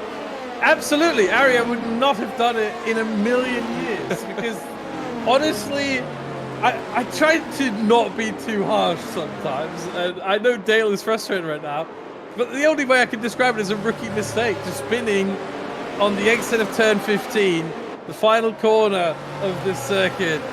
Too much on the power, started to get a little twitch to the right, tried to correct it to the left, overcorrected back to the right, and into the wall he went. So it really is, yeah, skill issue. He says it himself in the chat there. It was entirely a skill issue. And yeah, that's exactly what I was talking about earlier when I said, you know, Mr. Dale looked mighty quick, but he's got to make sure that he finishes the race as well. And clearly he's not been able to do that. We have safety car in this lap, so from this point on, Bushy now controls the field. And I'm going to have a look at the tyre temperatures. I'll tell you what, Bushy's done a great job with his tyre temps, that's for sure. Who can I call out for this? Should I look at Tiamat again? I'd imagine there's many you can certainly catch out here in this session. I wouldn't be surprised. No, but they're all well behaved on tyre warm-up. That's impressive. Even Tiamat, who's always the guy I pick on for good. being bad at it. They're actually learning. I'm impressed. Fantastic. Woo! Lap 6 of 58, folks, and round the final corner goes Bushy Ants with Tom just in behind as well. Coming around turn 16, it's all on Bushy Ants here now. The safety car no longer on the circuit, and we go pedal to the metal for the second time in this Australian Grand Prix. And Bushy Ants there, backing them all up, opens the door here for Sebastian Bobeck, who now challenges Meraki for that third place. Oh, he's lost the rear. Oh, he's lost it. He's managed to keep it at the barrier, but he's now going to be dropping down the order. But Taco Man is out. Taco Man is out on the exit of turn 2. Unbelievable scenes. We got a green flag at least for now. But will the safety car come out? Possibly, but we have to wait until the end of Sector 2. When Bushy Ants gets to the end of Sector 2 and El Taco Man's car is still there, then we might get the safety car, but not yet. It's going to be close, I'll tell you what. The second sector line is right there. No, it's gone. Oh, it's gone with 2 seconds before. So no safety car whatsoever because Bushy Ants wasn't fast enough to bring out another safety car. That is a bit harsh, I get that, but sorry for that. But yeah, that was not a safety car. But we get another yellow flag this time. Bobek around again. I think Hayden Gullis involved as well. Both losing positions here. It's all kicking off again in the Creator Series, and Bushy and Tom, meanwhile, are just driving off into the Australian sunset, and they are having an absolutely great time right now. Well, I'll tell you who else is having a great time. It's Curbs. He's right on the rear of Liam right now, trying to chase down for that 6th place, and you can just see there a little move there, a little bit of evasive action in play by Liam, who has a little look down the inside there of Tiamat Mardik. GB68, a penalty going to his name as well. 5 seconds being applied to the Aston Martin. Not ideal at all, and he's in the pits. No doubt it was a speeding in the pit lane infringement, and also Infratic in the pits again as well. What is going on at Red Bull, Badgerman? I think you're going to have to ask the 2 drivers what's going on. We already had 2 pit stops from Dirk. We now have a 2nd pit stop from Infratic. He's going for hard tires. I think he had damage. Looking at the time that he lost in the pit lane. Hold on. I'm a bit confused here. No, he had a wing change. Oh, here we go again. This one was a normal pit stop. We got Liam now challenging Tiamat Marduk down the inside now. The two Hasses together, obviously Punju holding on to fourth. And look at this as well, further back. A battle between Alex Gillen and also Curbs as well. Inside line, heading through towards turn 15. And it will be Alex Gillen who jumps ahead of Curbs in the Williams. Now chasing down that guy Vince in the AlphaTauri. I'll tell you what, this midfield fight is enthralling. It is absolutely devastating. Yeah, certainly is. Here comes Razin Chai on Curbs up the inside into turn 1, and Curbs not defending it whatsoever. They're losing positions now. He has to hold for a safety car. There's a penalty for him as well. Just runs a little bit wide on the exit at turn 2, and that is a 3-second time penalty, as that was his third warning so far in this race. He's the first driver to actually get a track limit penalty this race, and for the first time in this race on lap 9, we have DRS enabled. It took us a long time to get there.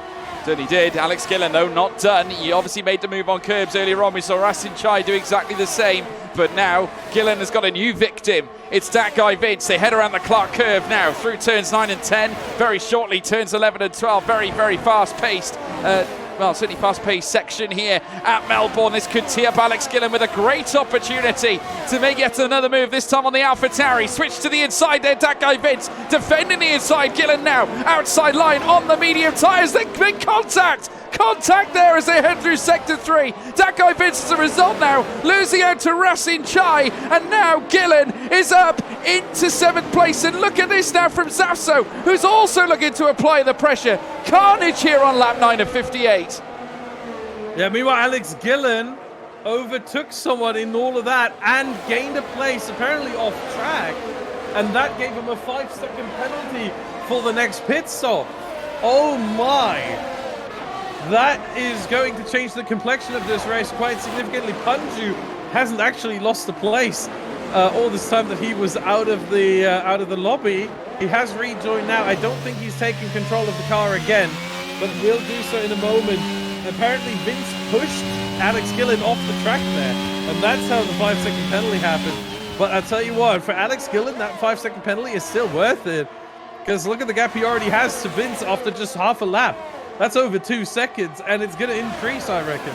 Well, I can tell you this, that guy Vince, under increasing pressure from Zafso on the hard tyres. Bear in mind, he is on the softs. So this will certainly be a statement of the pace here of Zafso. We haven't seen the last of the McLaren just yet. He got a lovely exit heading out of turn 12 as well. They got turn 13 at Ascari coming up next. Inside for Zafso, goes looking. That guy Vince defending yet again. Managed to keep Zafso at bay. Couldn't do that to Alex Gillen before. But just look at what the battling is doing at the top end. The two Hasses as well coming together as Liam goes ahead of Punju as well, who has only just rejoin the session. But just look at that gap between Meraki and Liam right now. Badgerman, 3 seconds. Meraki is in a world of his own right now, and here comes Tiamat Marduk.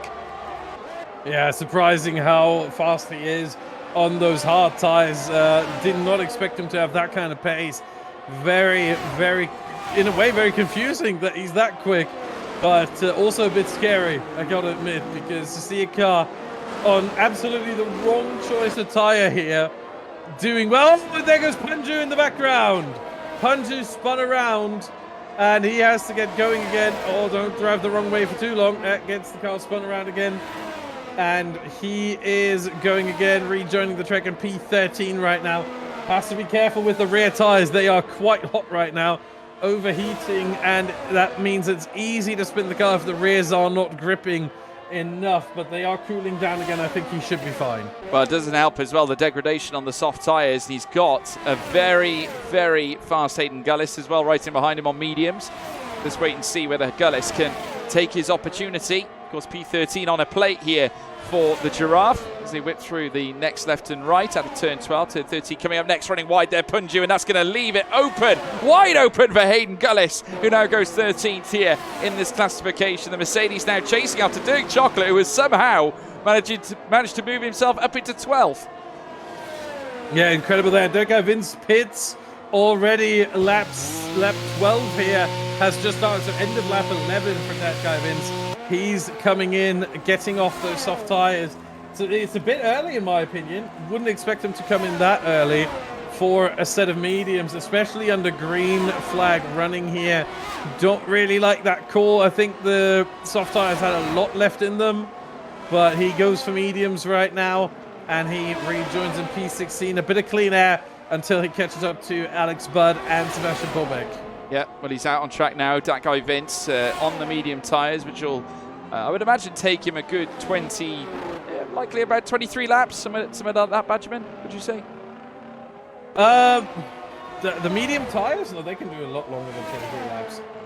The medium tyres last around 33 laps around here. So, wow, another 10 on top of that. So that'll give him, I suppose, a good run. Although, maybe finish on the softs? Yeah, I think that is the plan. That's certainly how I would have approached this race if I was a competitor. Start on softs, either use the first opportunity for a safety car, or if it's too early like this one was, take the second opportunity if it arises. If it doesn't arise, which I'm a bit surprised by, because, you know, we know these drivers in the Creator Series, we know how many safety cars we get. I'm surprised we've only had one. There is a yellow flag, though, for, I think, Alex, but no, for Hayden Gullis. Yeah, for Hayden Gullis, he's dropped down to P14. And Kerbs is in the pits now. He's had enough of the soft tires. Way too early, in my opinion. He's also been given 5 seconds as well. He's been given 5 seconds. My guess for speeding in the pit lane. So yeah, not ideal at all for Kerbs. And I tell you what, we've got this big monumental battle now happening between that of Alex Gillen and Tiamat Marduk. So these two who have duelled time and time again, but this time they're on the home turf of Benjamin Daly as they whip through the next right Clark curve coming up very, very shortly, and they'll whip through, no doubt now, turn 9 as well as they now head through it. A brilliant run here for Alex Gillen right on the rear diffuser of that McLaren inside line in towards turns 11 and 12 as well. The Alpine has managed to prosaically rise there on that set of medium tyres. Tim and Marduk still on the hards, but nevertheless a safety car here at this point as well. Who have we lost, Badgerman? We have lost nobody. Surprisingly, we have absolutely lost nobody. I don't know where the safety car came from.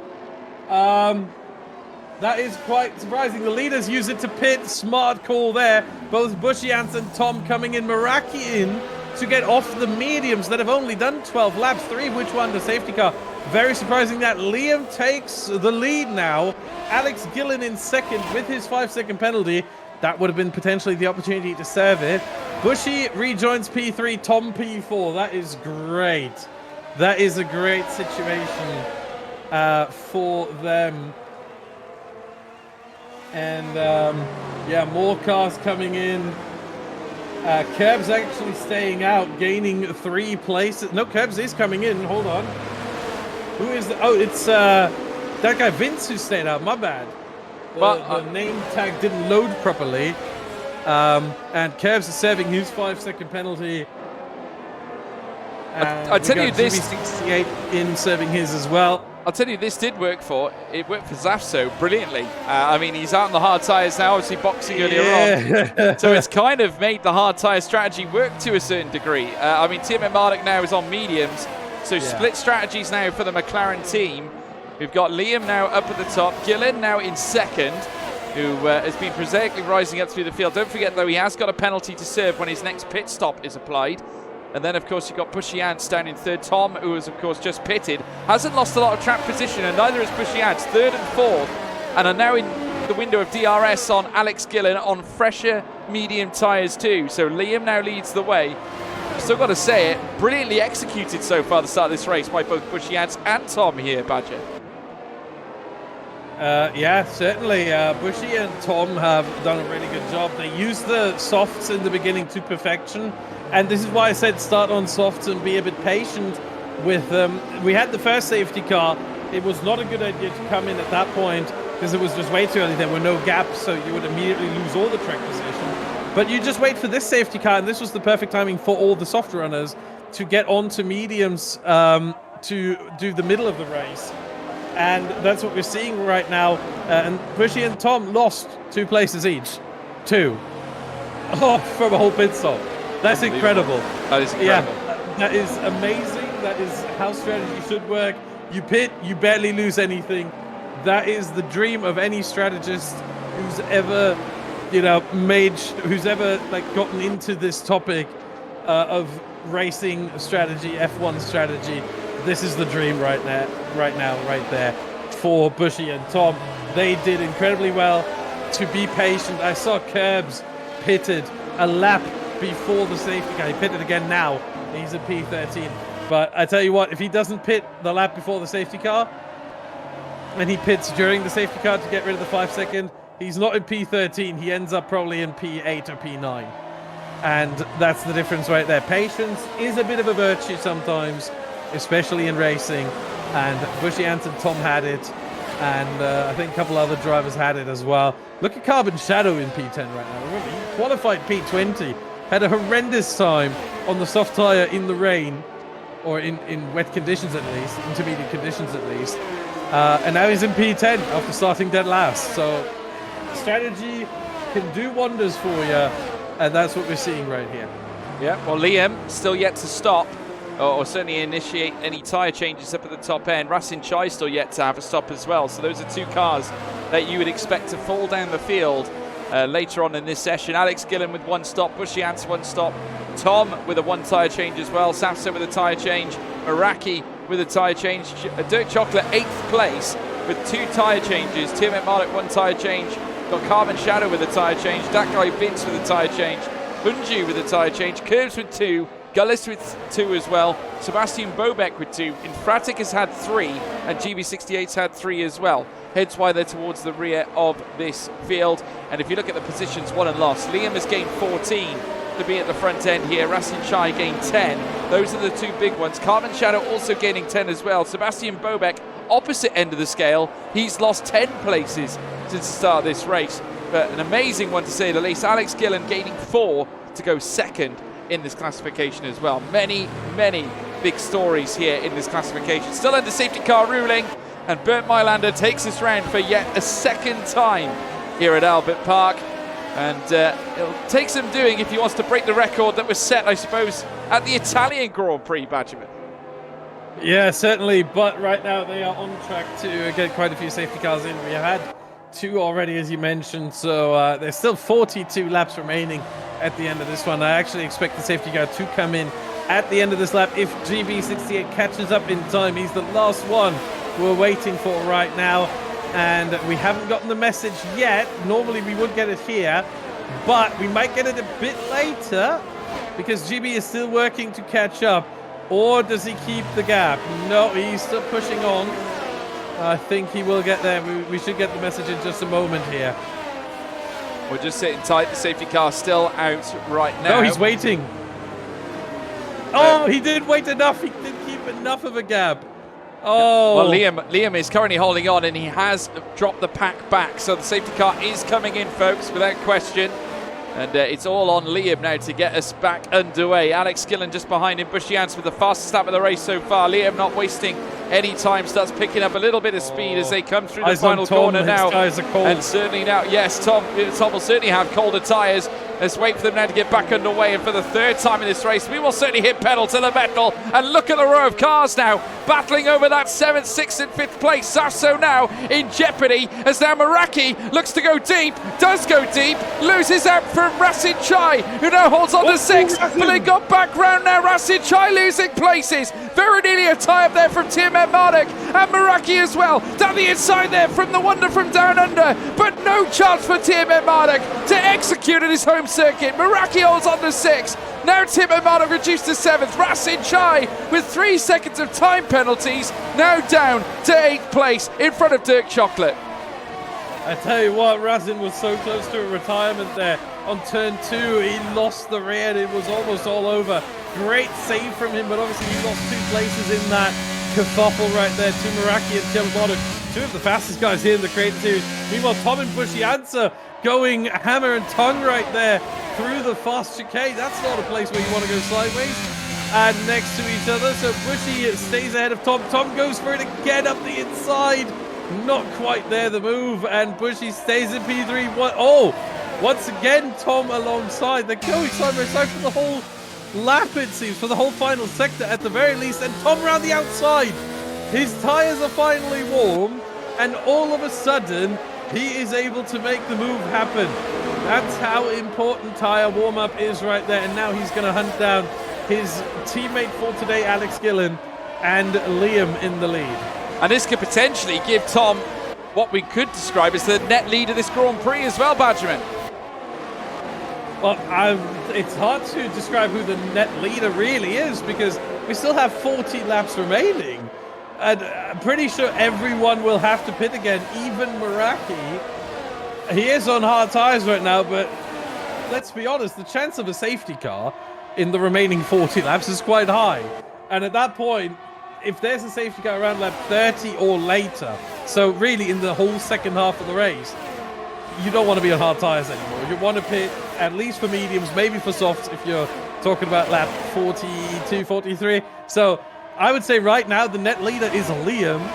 But he's not for long. Not for long, because here comes Alex Gillen as well. Final sector looked really plumb there for the Alpine as well, as we got Timothée Marduk and Safsa going together. Timothée Marduk there getting ahead of his teammate. That guy Vince also having trouble with Dirk Chocolate in behind as well in 10th place as they come together. But the battle for the lead is rampant. It's raging, and Alex Gillen will have DRS when it becomes active, and certainly will chase down that of Liam as well. Does he execute the overtake? Does he put a car between him and his teammate? Of course, Tom currently on a fresher set of tyres and gunning down on Alex Gillen right now. Tom's pace here at Melbourne at the Albert Park circuit looks certainly on the measure here of potentially taking a race win. I'll tell you what, I would not rule him out at this stage. No, we're only on lap 19 of 58, but Tom's performance here at Australia has certainly been, I think, his best to date here, Badgerman.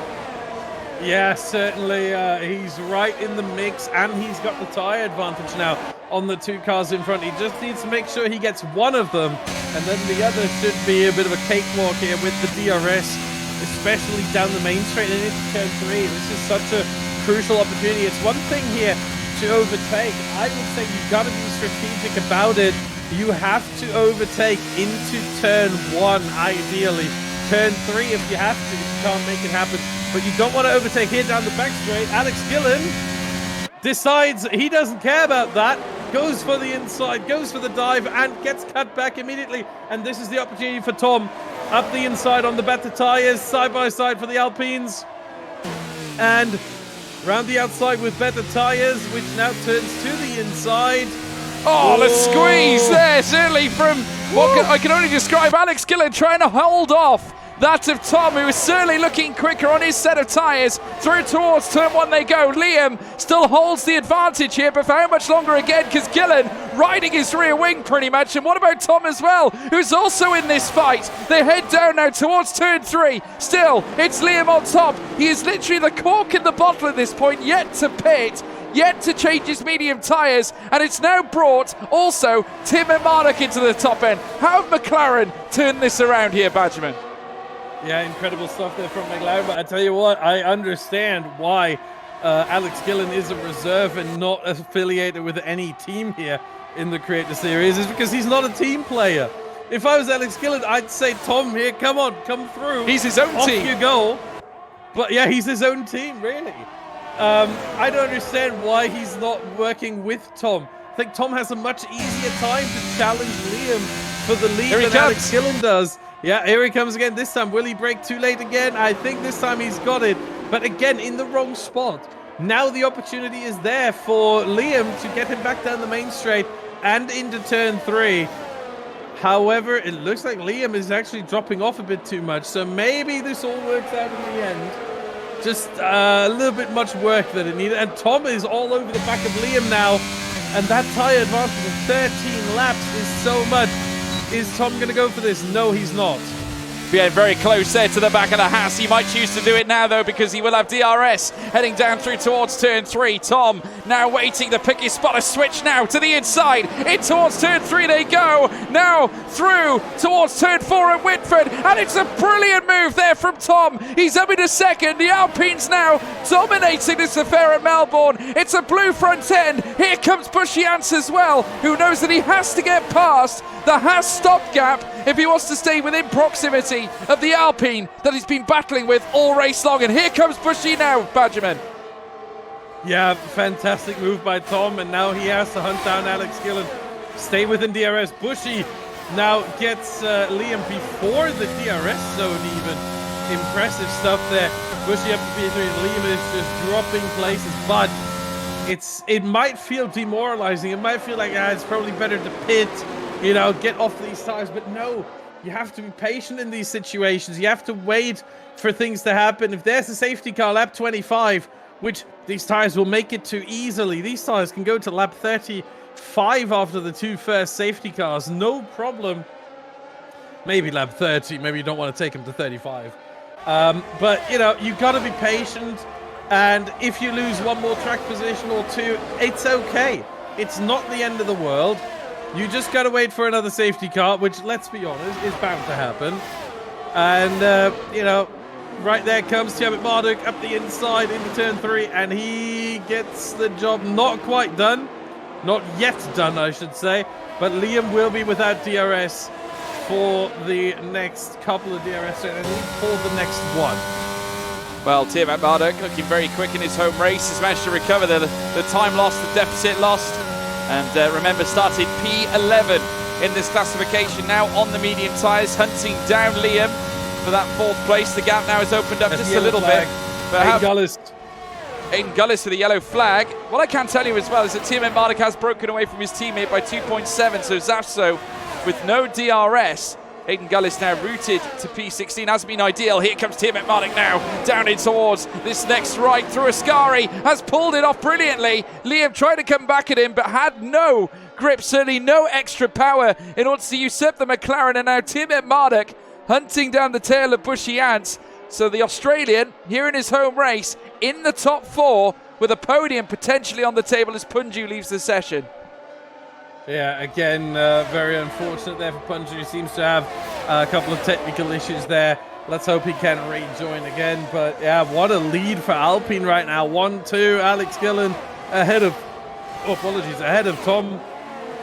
Very, very strong indeed right there. And Bushy Ants following them through. Tiamat Marduk has a task on his end to catch up to them. But with Alex Gillen leading and the 10-lap tire difference, I think there is a good chance for Tiamat Marduk to catch up, unless Alex Gillen, temporarily at least, gives up the lead to Tom.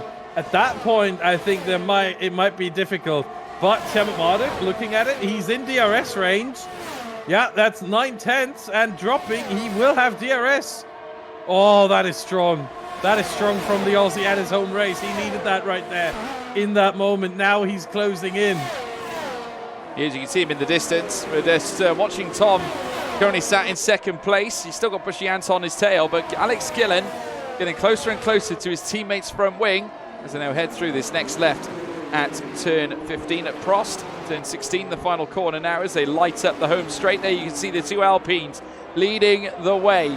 And now down through towards turn 1. Of course, it will be DRS for Tom as they head now in towards turn 1. There you can see Bushy Ants as well. Tiamat Marduk, who has indeed caught up and is now part of this front 4 contingent as the rear wings open up here on the chasing pack as they hunt down Alex Gillen. Lap 24 of 58, still plenty more to come, folks. 34 laps of racing still to come. Do not go away. You're not going to miss a beat with us, certainly, on your screens. As now we're seeing the cars jettison their way through towards the middle sector. Still Alex Gillen, a grandiose race so far. Sebastian Bobeck getting closer to that guy Vince. Still a momentous battle happening for that P8 with 2 Alfa Romeos with an Alpha Tauri stuck in between them. Yeah, very interesting situation there. That guy Vince is going to be looking to change that and be ahead of these 2 Alfa Romeos, and he's in the best position to do that right now, obviously, being already ahead of one of them in Sebastian Bobeck and getting DRS off the other. Here he comes, DRS using battery up the inside. Razin left the door surprisingly open there, and that guy Vince says, don't mind if I do. Goes up to P8, but for how long will that last? Considering that there's now a double DRS for Razin Chai and Sebastian Bobeck. Yeah, big chance now for the lead of the race as well as Alex Gillen losing more time to Tom there in 2nd, who was right on his rear wing coming through the final corner. Only a 1/10 of a second separated the pair, well within DRS. Tom now getting closer and closer as they head down towards turn 3. Still unable to open up the door, but I really do love this new venomous attitude here from Tom. Oh no, is this going to be an EGO dumper crash? It doesn't look positive. I think I've lost my game here, Badgerman. Okay, time to go radio style again, I guess. Currently, yep, you have left the session. That is unlucky, but read as quickly as you can. Meanwhile, Tom is still 3.5 tenths behind Alex Gillen. They're heading towards the fast chicane of 10 and 11 now. Tom is all over the rear of the leader right there. Again, 10-lap tire difference in favor of Tom. He's not going for the move here. It looks like he's actually saving battery. He's got a 25% advantage on battery already over Alex Gillen. And I think he wants to make it more than that. And that's why he's being patient right now. I think that's the reason. He just doesn't touch the overtake button whatsoever. Or does he do it here? No, he can. Oh, no, he does. But only for a very brief moment there. And yeah, the advantage has gone up to 27%. No overtake attempt once again from Tom. Stays behind Gillen. Patience. I say this all the time, and in motorsport, especially in F1, it's very, very true. Patience is indeed a virtue. And Tom is the most patient man on the track right now. 10-lap tire advantage. Clearly could be faster if he went past Alex Gillen. Decides not to, just to charge his battery for a couple laps. Don't mind if I do. Now he's going for it, I think. Yeah, he's using a lot of battery here. Down the back straight into turn 10. He's still on the battery. Huh? In terms of tactics, he's passed round the outside into 10. Now 11, and he's passed, but he won't have DRS. In terms of, tactical use of battery, that was about the worst thing you could have done here. Gillen round the outside. Are you back, George? I'm getting there. We are loading into the session. Hang fire, folks. And Gillen on the cutback through turn 12. Got Tom back, but Tom now with the double DRS. But that was so much waste of energy from the Dutchman. I don't really understand what he was doing there. That was not smart. That was not clever. That was just, acting on impulse in that moment. And it did not pay off at all.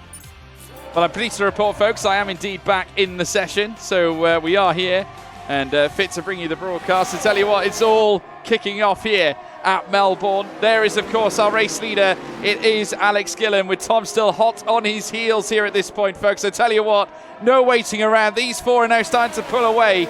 Certainly, it is Tiamat Marduk who's just in behind. These are the current live timing updates. Liam now 4.8 seconds away from Tiamat Marduk. Zafso breathing down his neck as well, but it's all starting to unfold. And Alex Gillen and the Alpine team, with Tom in hot pursuit as well, his teammate here for the day here in Australia, getting closer and closer to the rear of Alex Gillen's car. Could this corner, these two sets, these two corners here, these vital fast semi-chicane sections open up the door for Tom? Hasn't quite got the pace heading through towards turn 13, but he's hot on the tail of Alex Gillen here, Badgerman.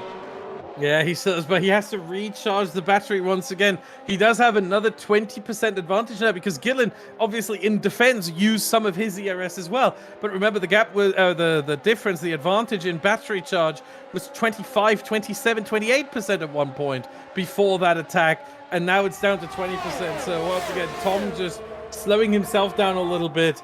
But long running, I gotta say, without a safety car so far. I'm very impressed by the drivers, and now that I said that, expect the safety car probably would make The famed commentator's cursed, which yes. which I know that myself and Lewis McGlade historically say doesn't exist, but I'll tell you what, it does have occurrences of popping its ugly head out of the ground from time to time. Alex Gillen still leading the way, Tom still in second, trying to get closer and closer. Tell you what, the gap between Liam and Tiamat Marduk now growing out to 5.2 seconds.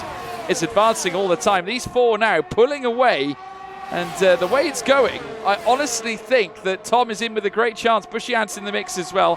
Credit to Tiamat Marduk, grinding his way into the top four. I wouldn't count out a back-to-back win here. And I tell you what, if he can do it on the same turf as on the racetrack with Alex Gillen. Tom looking far better through the far sector. Now this is a huge chance here now. Alex Gillen squeezing his teammate to the outside now as they go side by side through turn 13. They nearly touch through Ascari as they head now towards Stewart corner at turn 14. There you can see Tom outside line now, heading through. This will be the inside in towards turn 15 and Prost. He's got a nose in front, a car in front. It's Tom. He's up into P1 now, taking the lead of the race. But here comes Alex Gillen. Back at him here down this long straight. Yeah, is he going to go for it into turn 1? He has a look. He is almost there, but not quite. And I think now this is huge for Tom, that he has to make the most of this first sector and again of his tire advantage. Gillen needs to start thinking about a pit stop, but again, you want to stretch it for as long as you can because you don't want to pit right now. This is the worst time. This is green flag. He doesn't have the gap to anyone. Does Alex Gillen? If he pits, he would be with the 5-second penalty. He'd be behind Dirk Chocolate right now. He'd be in P13 at this point. That's not where you want to be. So Alex Gillen has to be patient right now. Hope for a safety car.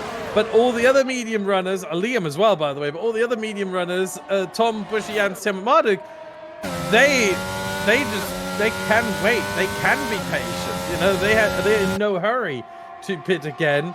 And so, you know, there is nothing happening as Bushy is going for the move on Alex Gillen up the inside. And now Tim Marduk might feel feisty as well on his co-op rival, who goes slightly defensive into the penultimate corner here. Tim Marduk on the cutback, maybe? No, not quite. Not quite, but he might have a run down this home straight. He has got the pace. Certainly, Bushy Ants made light work of that move there on Alex Gillen. There is Tim Marduk. We're riding on board with him now, heading down in towards turn 1 and turn 2 as well. Doesn't even barely clip the curb on the inside, heading through turn 1. Now on the escape, heading down through towards turn 3. Rear wings opened up now on both Gillen and Tim Marduk's car. This will obviously prevent Ben Daly from gaining any aero heading down that particular straight. Obviously, wants to try and get the upper hand here on Alex Gillen, his co-op career. Certainly competitor and teammate at the same time. Bushy Ants, though, now needs to try and work and get close to Tom, who is actually broken outside of a second.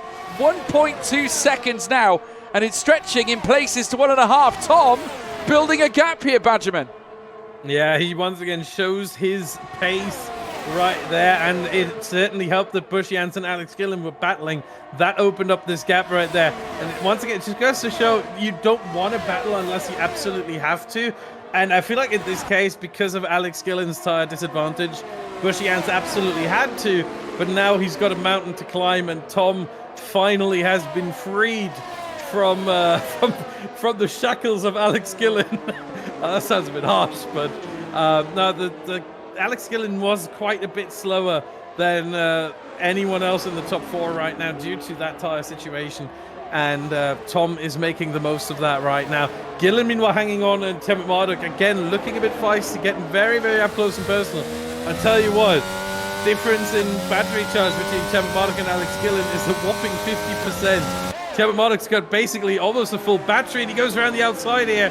Alex Gillen is struggling on battery, and he's at the inside now for turn 4. Pushes Gillen off. Gillen gets a penalty. Oh! And now Tim Marduk gets pushed off in revenge.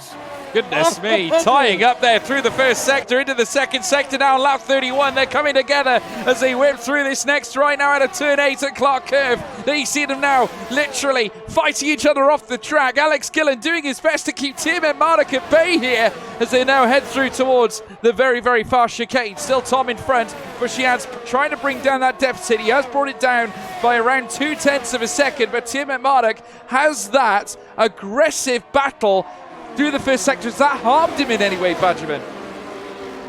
It has a little bit, but not that much. I think all he has to do is recover a little bit. Plus, he's got a lot more battery advantage now than he had before that battle. It's a 65% difference. It was 50. So Gillen, while defending, had to use a lot more battery charge just to stay ahead, including, you know, that little back and forth between them, pushing each other off the track, the little anything you can do, I can do better. And Alex Gillen for now keeping the upper hand, but he's praying for a safety car at this point, as is Liam, I think. They both want a safety car to come out within the next couple of laps. I think Razinchai and Dirk Chocolate are the same way, because their tires are also a very similar age. Razinchai, same age as Liam's tires, 31 laps, both pitted a lap 1. And Dirk Chocolate's tires 1 lap older than Gillen's, 29 for him. So they need to pit soon. Not quite yet, but it's getting there. I can tell you, yeah, Dirk's tires are at 53% on the rear left. So you get a bit of an idea where Alex Gillen's tires are as well. With just 1 lap less, they should be around 50%. They're getting to that point where they really start falling off, and where Gillen has to strongly considering pitting under green flags. Not that he wants to, but he might have to soon.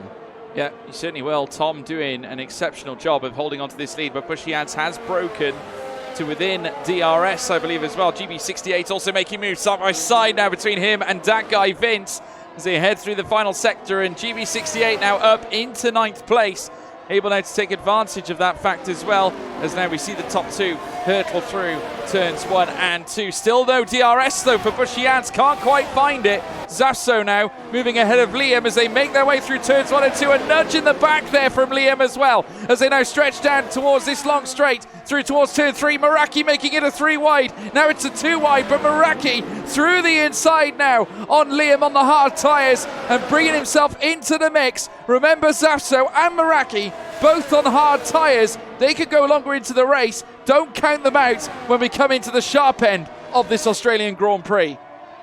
Yeah, their tires is just starting to get going.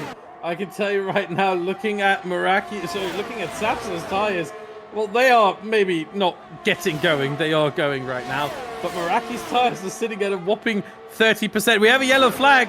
That is for Tiabe Marduk, the hometown boy. Oh, safety car. The wall. And we have a safety car that saves him.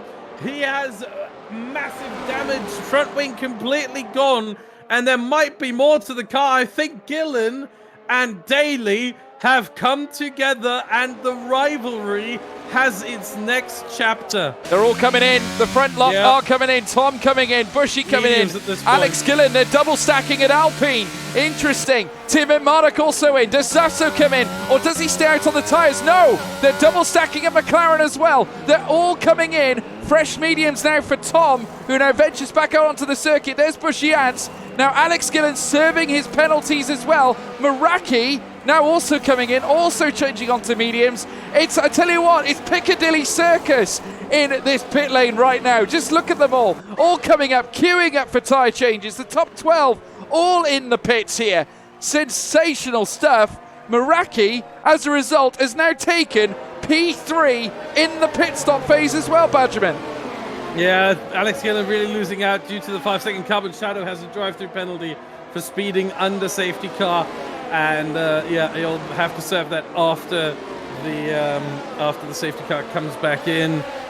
He might be able to follow in the safety car. That is an option, but other than that, it's a bit unfortunate there for him.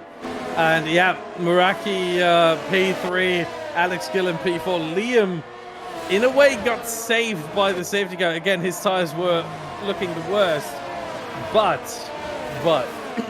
here's the problem. He's on softs. I can tell you right now, these softs will not last. No. 25 laps remaining, 24 laps remaining. They will not last. Absolutely not. They can take up to 17 laps until they reach the 70% puncture territory. I think if Liam...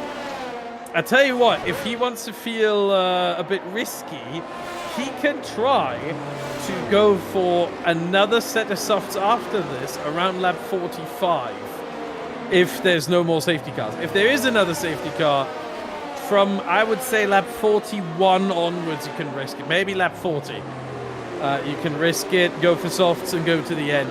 If you have no more mediums available, which I think Liam does not. He may have gone for the softer distribution. But if he doesn't have any more mediums available, but he has to pit again, that would be for softs lap 40 onwards for a safety car, or lap 45 if they're 46 if there's no safety car. Yeah, well, the safety car takes him around on yet another lap, and effectively Liam now the safety car couldn't come at a worse time for him. Obviously, given the fact now that he's boxed onto the soft tyres, would have ideally probably preferred to box while he had the time advantage on the cars behind. But now, effectively, as it brings all the cars closer together, he has no advantage, no essentially, it's not even a free pit stop anymore at this point. But Tom now leading the way, Bushians in second, Meraki, who could very well take yet another race win. He is in a prime position. He's on fresh medium tyres. He's ahead of Alex Gillen. He is a very, very pacey driver. Obviously always at the sharp end when it comes to the Q3 sessions as well, fighting it out for poles as well. What we have got confirmation on is that apparently there was no collision between Tiamat Marduk and Alex Gillen. That's the update we do have. So it was a self-inflicted incident for Tiamat Marduk on the outset of turn 13 of Ascari. Maybe an oversteer moment, Patrick. Yeah, maybe he just wanted too much on the exit there. Was hoping to get a good run on Gillen down into turn 12, and he just was not able to do that. Just was a bit too eager on the throttle, and that's how he ended up in that situation. Now we're waiting for the safety car to come in. Message has not come yet. A reason is Hayden Gullis being in P17 and being quite far away, and I think we're going to get one more lap. Yeah, he will not catch up to the safety car queue in time, as the safety car is now past pit entry, and yeah, it can't pull off at that point anymore. So one more lap, and then we are going to get going again at the end of lap 36. So 22 laps it will be remaining, 23 right now, 22 when we get started again. Yeah, well, I tell you what, you folks at home, if you haven't done so already, make sure you smash that follow button down below as well, folks. Big thank you to every single one of you for tuning into the Creator Series here tonight.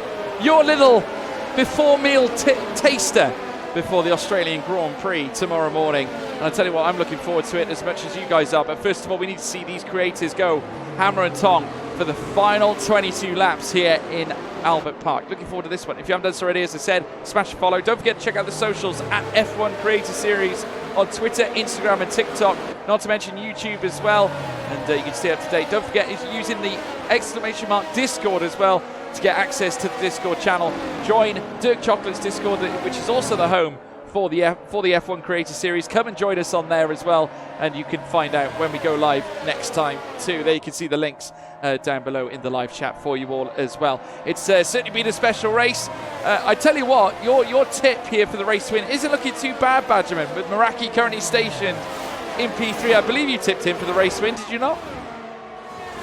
It's a good question. I don't even remember. I tipped him for a pole position, which he didn't get for once. There's the message, by the way, safety car in this lap. Safety car now pulling off. I don't know if I tipped him for the win. I may have. I'm not sure, actually. May have been Alex Gillen as well, who's in P4 right now, but has a 3-second time penalty. So I probably tipped one of the two. Who I didn't expect to be that high up was Tom, despite P2 in qualifying. Didn't expect him to do that incredibly well in the race. And Bushians, of course, was to be expected, starting from pole now in P2. But yeah, here they go. Tom, for the first time this race, controlling the field on a safety car restart. Well, here we go. Venturing through the final two corners here on lap 36. Tom leading the way with Bushians just in behind as well. The safety car no longer on the circuit. And certainly here at Albert Park, we're going to hit pedal to the metal very shortly, folks. We do hit pedal to the metal here this time for the fourth time in this Australian Grand Prix. And look at this, the fight already resuming here with Meraki going 3 wide here with Alex Gillen as well as a Haas further up as well. It's Liam. He's up in a third. He's got those soft tyres running well for him here. Alex Gillen also trying to launch a charge here against Meraki. Tiamat Marduk looking to bring himself back into the fight as well. The two content creators, the two-player career mode drivers who have been fighting together all race long, coming together. Tiamat Marduk unable to get the upper hand on his content creator teammate in the two-player career mode save. Alex Gillen still in P5. Well, not teammate anymore, they aren't, as they both split from Ferrari into different teams now recently. But yeah, they are battling. And here comes Sebastian Bobek round the outside and gets Tiamat Marduk, goes alongside Gillen, but can't get the move on Gillen done quite yet. But he's got another opportunity potentially at his hands on the main strip. Maybe here. Yeah, he's got... Oh, that's risky. That did not quite work. That was close. Almost running into the back of Gillen there. Certainly not what you want to see. But yeah, Sebastian Bobek mixing it up, getting involved in this rivalry between Tiamat Marduk and Alex Gillen. Very interesting scenario here. Gillen, look at the gap he's pulled now. Bobek struggling a bit through the final sector there. And all of a sudden, Alex Gillen off to the races. Meanwhile, Liam in P3 has overtaken Meraki and is now on the back of Bushy Ants with those soft tires. He has to make the most of them at this point. What I would say for Liam, the pit window is going from lap 40, if there's a safety car, all the way to 40... No, actually to 51, really. Maybe 52 even. It's a massive pit window, but he wants to keep it as late as possible. He wants to hope that there's a safety car. And if there is a safety car, then he can pit for new softs and hope that everyone else follows in for new softs as well, because the softs are just so good here. So it certainly is worth it. Don't count Liam out just yet. One safety car at the right time, and he can easily win this despite being on a tyre right now that will not make it to the end. Oh, well, I can tell you this time, GB68 also had a little look there on Tiamat Marduk as well. They got very close on the entrance there to turns 11 and 12 as they now peel through the next right now at Stewart. And they'll head down towards Prost now at turn 15. The Aston Martin currently sat between the two McLarens. You've got also Sebastian Bobek acting as almost the mediator between Gillen and Tiamat Marduk right now. Obviously, the two of them separated by this Alfa Romeo as they head down now towards turn 1 as well. Tom still with the advantage. Bushy Ants in second. Liam still in third as well, gaining time and time again. And might choose to open up the door here this time on Bushy Ants in towards turn 3. They head through it now. Still Bushy Ants though with the outside line. Becomes the inside now to turn 4 as they now stretch over the curb. Still though, Prosaic never giving up. Liam on the soft tyres now as they'll head through towards the next fast right-hander. As they do so, wheel to wheel on the exit now. Still Bushy Ants with the advantage. Stays in P2, Bushy Ants. Brilliant defensive driving, and now Meraki is coming into the fight. Yeah, but Bushy Ants is without any DRS off of Tom, who has just checked out at this point. So I think Liam may have more opportunities here to come. By the way, it is getting a little bit darker, a little bit cloudier, but no rain expected. Just a bit of clouds over the city of Melbourne here. Nothing to worry about, ladies and gentlemen. There will not be any rain, unfortunately, in a way, but also, I think, fortunately, in a way, because this action is fantastic right now. And as much as I like a bit of chaos from the rain, not sure that it would be all too conducive for the racing right now, as Liam is trying to get closer and closer to Bushy Ants here. It's not quite working just yet. He is looking though, but decides against it for now. Maybe into turn 3. Heavy braking zone, usually the best overtaking opportunity on this track. Is he going for it? He's using the battery. He's going up the inside. Oh, it's close, and he is past. Question. It pushes around. Bushy's around. Contact. Yellow flag. He's going down the order. Heartbreak for Bushy Ants now. He's down in 11th. Oh, very nearly losing it as well. Did Infratic. Getting very messy. And Dirk Chocolate right on his rear as well. A huge moment there for the Red Bulls, but Bushy Ants now reduced to P13 and has curbs hot on his tail as well, and that effectively takes him out of the fight. Meraki though getting ahead of Sebastian Bobek here, as now Alex Gillen, who was also usurped by Sebastian Bobek earlier on in the race. Bobek though not done, heading through towards turn 13, inside now against Meraki. They touch front left to right rear as they make their way through. Gillen with a lovely run up the inside. They go side by side still as they now prosaically rise through turn 14. Bobek still trying to fend him off, and he's done so as they head through turn 15. Yeah, incredible defense there by Bobek. Had a little bit of a moment on the exit at 12 and then decided to defend around the outside, up the inside, and it was beautiful all the way around that final sector from Sebastian Bobek. Kept the position and is now trying to hunt back down. Meraki is a bit of a challenge there, and Gillen and Tiamat Marduk reunited, this time behind Sebastian Bobek. So I think we're going to see the next of this rivalry. No, I don't think it's over. That's to say the least. Lap 41 of 58, they're still together. But look at Gillen, still, really squirming on the back of Sebastian Bobek's car. really close together, and I'm sure that Gillen would like to get rid of him because it's only pushing him back towards Tiamat Marduk right now. Meraki there at the front, almost the divide between him and, well, between Liam and Sebastian Bobek right now. Meraki once again pretty much in no man's land. Bobek under pressure still on the exit there of turn 11 and 12. Head down into the third sector again. GB68 also moving his way through the field. Dirk Chocolate losing places again, this time to that of Bushy and Infratic also under pressure as well. But look at this for Infratic now, looking to make a move this time on Racine Chai. They go wheel to wheel again. A little bit of a twitch there from Infratic, which will surely open the door now for no less than Bushy Ants as they make their way in towards turn 15 at Prost.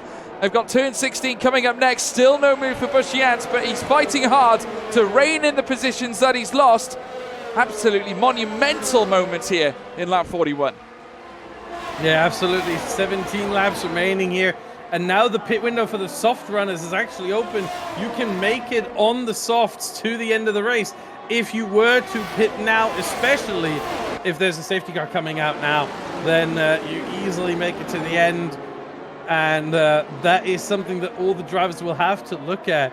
Now, when is the sweet spot for the medium runners to hope for a safety car? And what just happened? That's Racine Chai. Racine Chai has spun it. Oh, very cool. Oh, my goodness me. Oh, big crash there. And that has taken Curbs out of the race. Safety car. A very dangerous re-entry from Racine Chai. Just turned the car around. I tell you what, Hayden Gullis was very fortunate, as was Bushy Ants. Very close. I tell you what, that was a huge moment. Curbs now taken away, and that's a safety car. And now a great chance for those on the softs. And I say this, Liam to box onto a fresh set of soft tyres to the end of the race. Yeah, the question is, are any medium runners? Tom's in. Tom is in. Meraki stays out. Bobek stays out. Tiamat Marduk comes in. Who else? That guy Vince coming in. Infratic not coming in. Bushy coming in.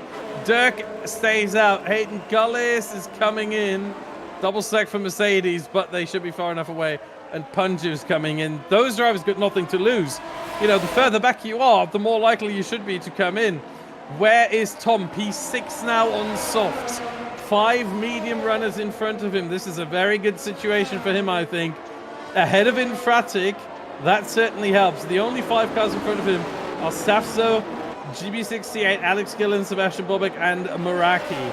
5 drivers who 100% of the time know what they're doing and who are mighty quick. But we've seen Tom's pace, blistering pace, so far this race. I'd be surprised if he doesn't make quick work of these drivers. He must make quick work of these drivers because he has the tyre advantage now, but that won't last forever. The mediums will, towards the end of the race, the last 2 or 3 laps, be slightly better. So he has to make the most of it, as he has the tyre advantage of, at this point, I would estimate 1.3, 1.4 seconds. And yeah, Bushy took, I think, a set of used mediums. Yeah. He took, that might be either that he forgot to pit for softs, as someone in the chat is saying. I think that might be a glitch, to be fair. Yeah, I think that might be a glitch. Yeah, it's happened so many times before. We've seen it on several occasions. Mark TO7 there with a clip of the curbs incident. It was a heavy crash. Massive crash there. Very dangerous re-entry there from Racine Chai. The Mercedes drivers did well to avoid the incident, but there was just no chance for curbs, and he got swallowed up in all the chaos and the carnage, and unfortunately it's taken him out of the race. But nevertheless, now the cars now making their way around on lap 44. 15 laps to go here under the safety car. Meraki leads here on medium tyres, but we've got 3 out of the top 5, all with 3-second time penalties, which will surely help Tom, who will have soft tyres right to the end. I mean, you've got to put Tom as your favourite to take the win here. Surely, Badgerman. His pace has been good. He's on the right compounded tyre. I would say the only one who could really stop him is Meraki at this point.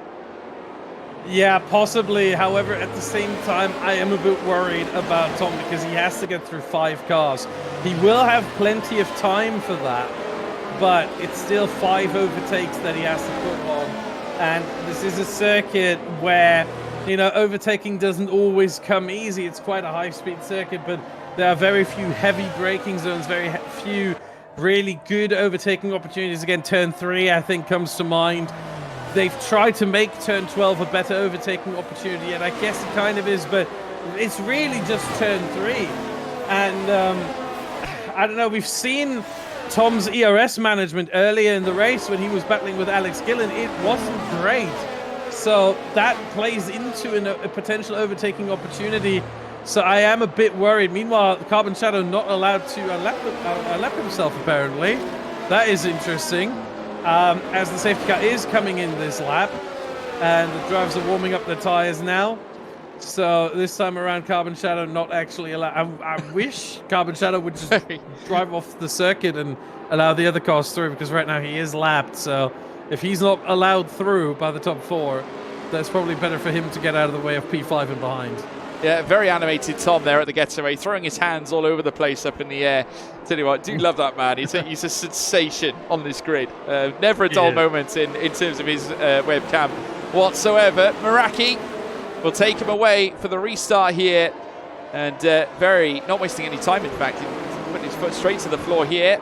And here at Albert Park, yet again, we're going to hit pedal to the metal for the 5th time in this Grand Prix. And a major mistake from Sebastian Bobek. And he's lost the place of 2nd to Alex Gillen as they head through towards turn 1 now. It's Alex Gillen with Bobek now in 2nd. I think the position was given back by Alex Gillen. But now, if you're Tom, you've got to go to work on those soft tyres. He's starting to make hay now as he chases after Safso. I tell you what, a big battle at the front end of the grid. Oh, GB68 losing his car as well. Heading through turn 3. Loses a lot of traction. Tears up. An opportunity for Safso here at the restart. Yeah, meanwhile, Meraki with a fantastic restart. Already 1.4 seconds to Bobek here. Very, very strong indeed. That whole kerfuffle between Bobek and Gillen certainly helped Meraki get away very easily and very quickly. Tom, meanwhile, on the front foot here against Safso, trying to get a move done into the fast chicane. That's usually not going to work. Doesn't work this time, but he might be fancying a move into turn 12. Stays on the battery. Goes up the inside, a little bit later on the brakes. The tyres can take it, and he's up the inside and he's passed. Yeah, it's great move there. Great move from Tom there to move his way up into P5. He's got GB68 ahead of him. Of course, every car in front of Tom here is on the medium tyres. Another man who's going to make moves is Liam, who is right on the tail of Safso himself. Tom now heading down this next long straight to commence their lap 45, well, their lap 46 and 58. 12 laps of magic lie in wait, or 13 laps if you include this one. Tom now will open up the rear wing yet again very shortly, and a penalty for Tom. 3 seconds applied to his name, and that's the great equaliser as Liam now also looks to make a charge as they head through turn 3 and turn 4. Liam into P6. Brilliant move on the soft tyres. Joins Tom now in the ascendancy. The top 6 with 2 on the soft tyres, having a look on Tom heading through turn 6. Oh, that would have been a feisty overtaking attempt there from Liam, but it looks like Liam is actually the fastest man on track right now. He has the fastest lap from the last lap. Tiamat Marduk, meanwhile, has the fastest first sector, but he has no traffic in front either, so that certainly helps. But I think Liam might fancy a move on Tom potentially as well. Those two might end up battling between themselves more so. Here goes Tom on GB. Up the inside, same move as with Safso, and it works again, this time a bit later, but still works. And Liam trying to get through around the outside of GB, you know, he's not quite there. Has to slot in behind GB. He was trying to make lemonade, he had the lemons ready, but he just couldn't get himself to do it. Just couldn't quite squeeze them. That's the problem. And now they've got some time to... Literally. Yeah, they've got some time to wait here now, as we're now seeing Liam now with a big chance here on GB68 as they march down through towards turn 3. We've got the 2 McLarens in the distance as well. Further on behind that of Liam and GB. They make contact again heading through turn 4. GB with the outside line again, defending brilliantly in the face of the attack here from Liam. GB's got a place to save here. He's got a defensive... certainly he needs to be defensive if he wants to hold on to P5. Of course, Liam does have a 3-second time penalty, but I would say he's more conscious of Tiamat Marduk in behind him. But then we can see them go side by side. A safety car! Goodness me! Carbon Shadow is still around. He's spun into the wall again. Front wing gone. That is on the exit of turn 5. He's trying to get going again. Those rear tires are absolutely screaming in agony right now. And he's going to have to bid for softs again. I hope he does that. He should have a set still available. But yeah, very, very tough situation for Carbon Shadow. And a lapped car causing a safety car right there. Let's call it shades of Nicholas Latifi.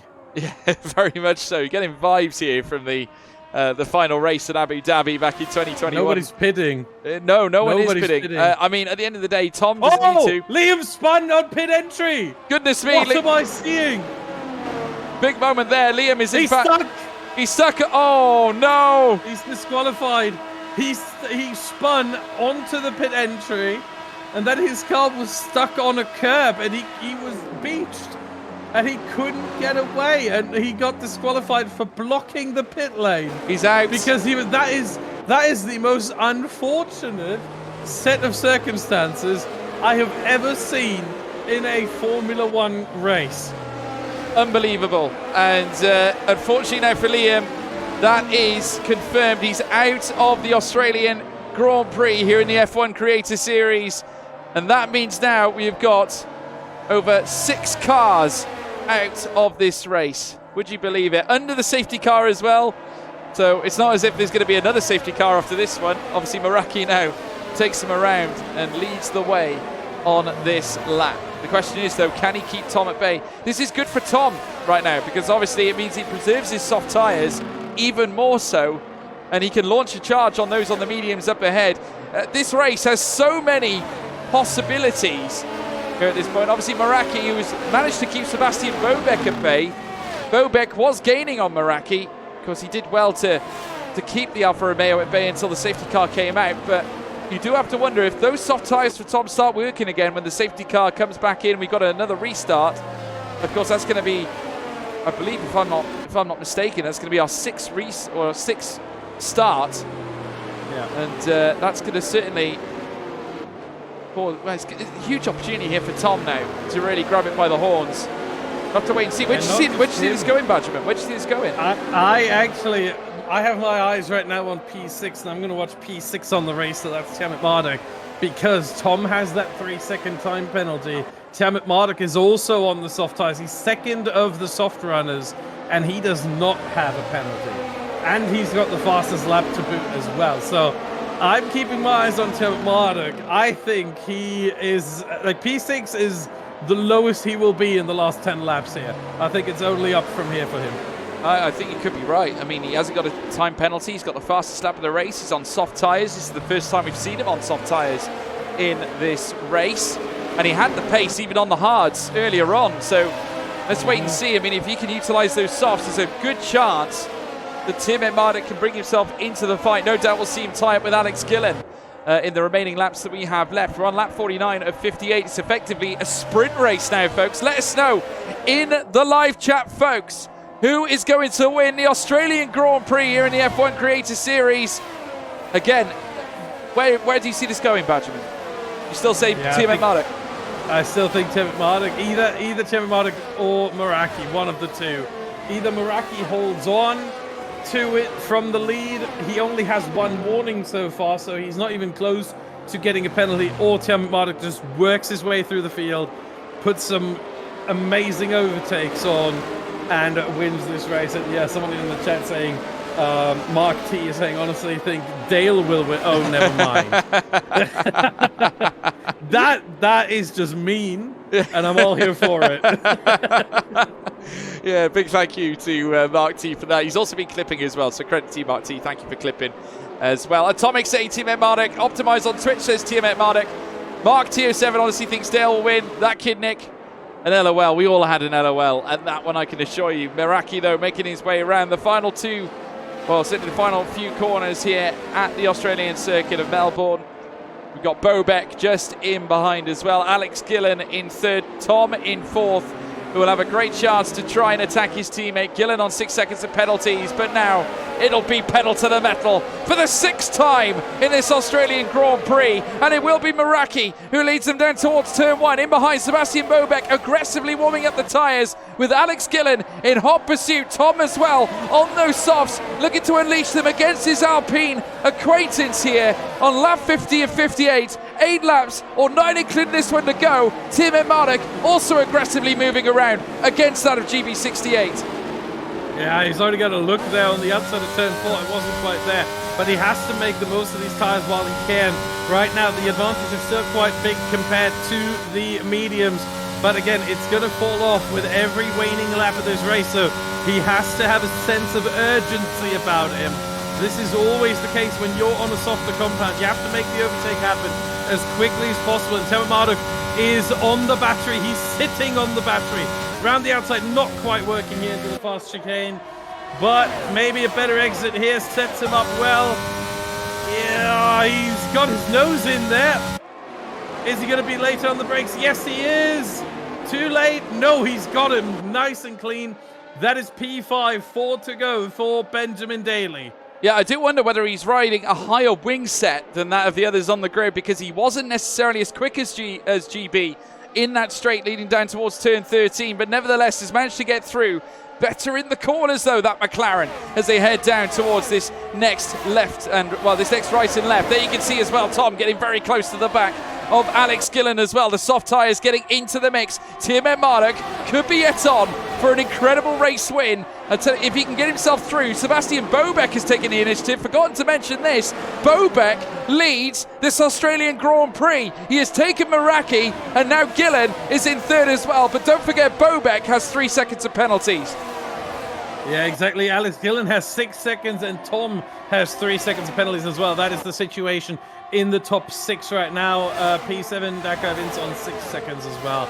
And from there, it just, yeah, everyone else is not going to focus on much right now, as obviously what matters the most is who wins this race.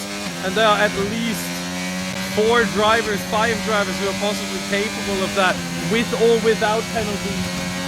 Tiamat Malik certainly being one of them, and he gets closer as Tom and Alex Gillen are battling.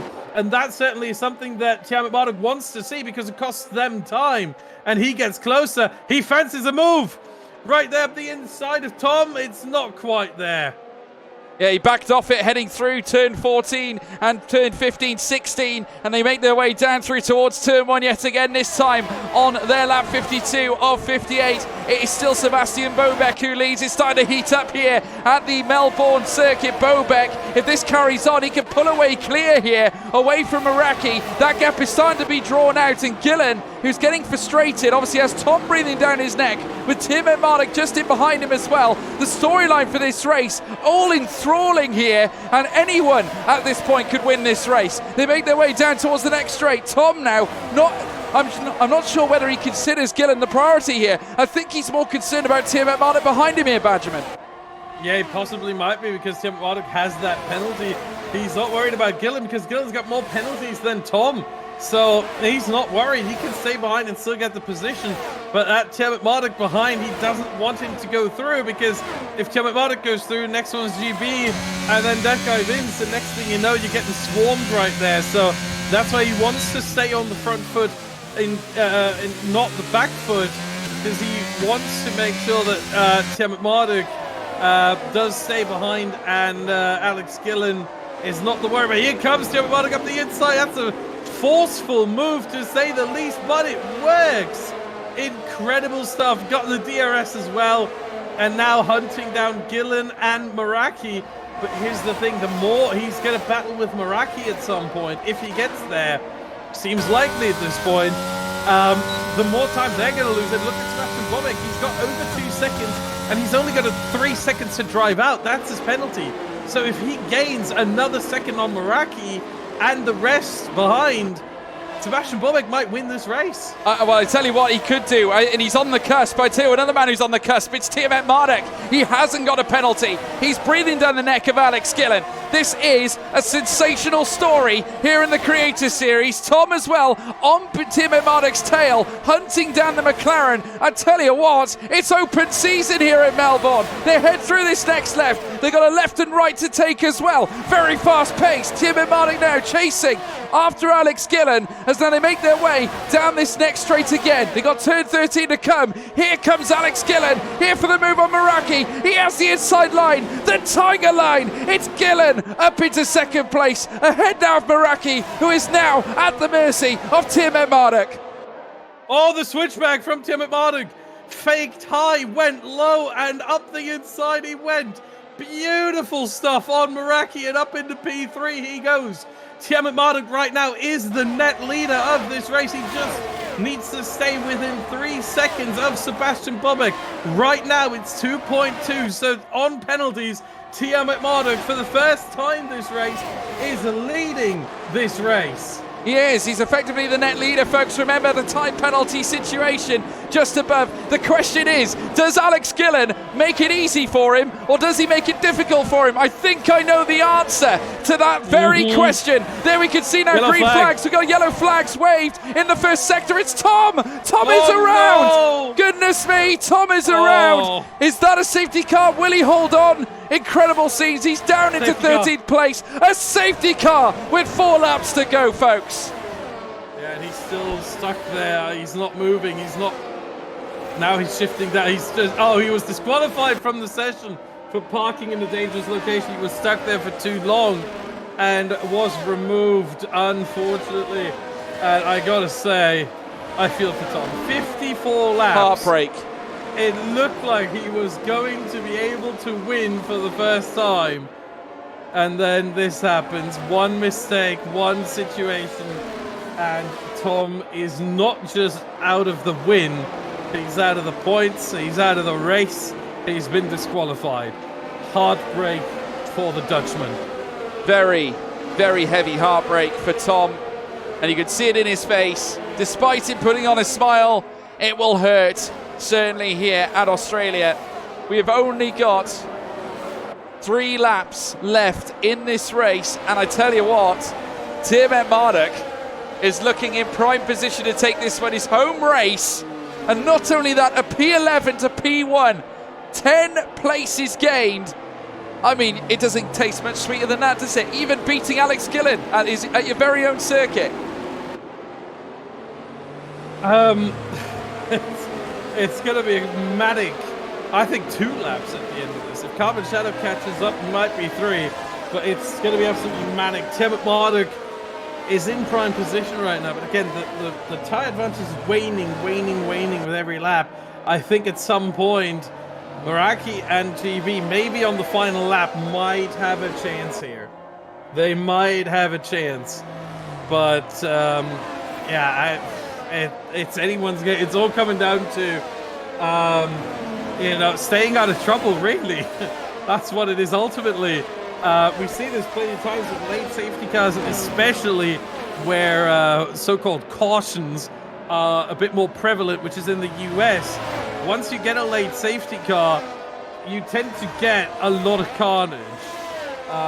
That's why NASCAR, for example, has the green-white checkered rule, where, the race should end on at least 2 laps of racing to make sure. That's why they do cautions over and over and over. So I wouldn't be surprised if we see absolute craziness here in the last 2 laps, and we don't get the safety car in this lap, despite everyone having caught up.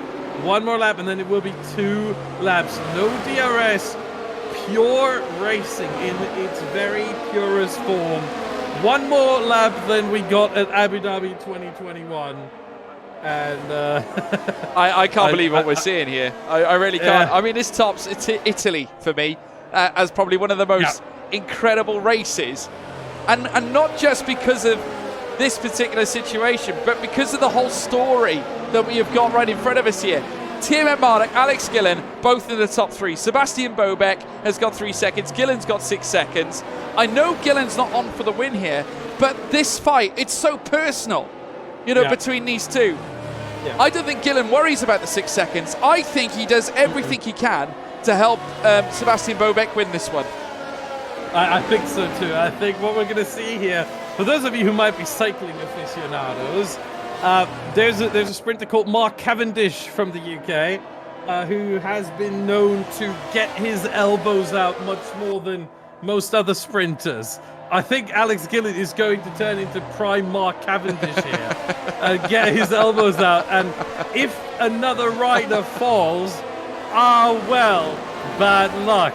That's how he's going to see it, I think. Safety car, as expected, in this lap. Incredible. Bobek in charge of the restart. I think this is the 7th now. It is. We have a record. We have a record here, folks. And I didn't think we could beat Monza, to be honest, but apparently we can. If you can let us know in the live chat, folks, we're down to the final few laps here. Let us know who's winning this Australian Grand Prix. It's Sebastian Bobek in P1, P2. We have Alex Gillen. We have Tiamat Marduk in 3rd as well. Meraki is in 4th as well, with GB68 as well in 5th. It's all kicking off here as we're about to get the restart underway. I'm going to lay it on the line for you now, Benjamin. Are you holding firm here on Tiamat Marduk? Can you see it going elsewhere? I'm holding firm on Tiamat Marduk. I think he will outfox Alex Gillen, or just be patient. Both of those are options because, again, Bobek and Gillen have penalties, so I'm going to stick with Tiamat Marduk.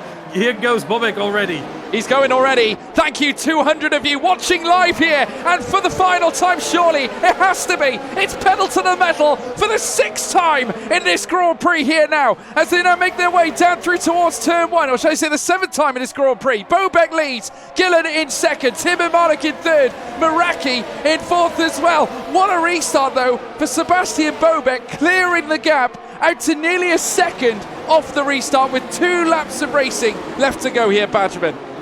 Yeah, Sebastian Bobek time and time again just shows that he's got the highest racing IQ of all the drivers here. That's why he is an F1 esports engineer for RAG Esports and for Haas. This is clearly why. Outfoxed the entire field there on the restart, went super early, nobody expected it, and immediately he's got an 8/10 gap, and it's increasing as well, uses all his battery. Look at the gap he's pulling here to Gillen. This is incredible, the pace that he has, the speed that Bobek has. He's trying everything he can to pull out a 3-second gap to Tiamat Marduk, and I tell you what, after 1 lap, it's already at 1.5 seconds. This is incredible.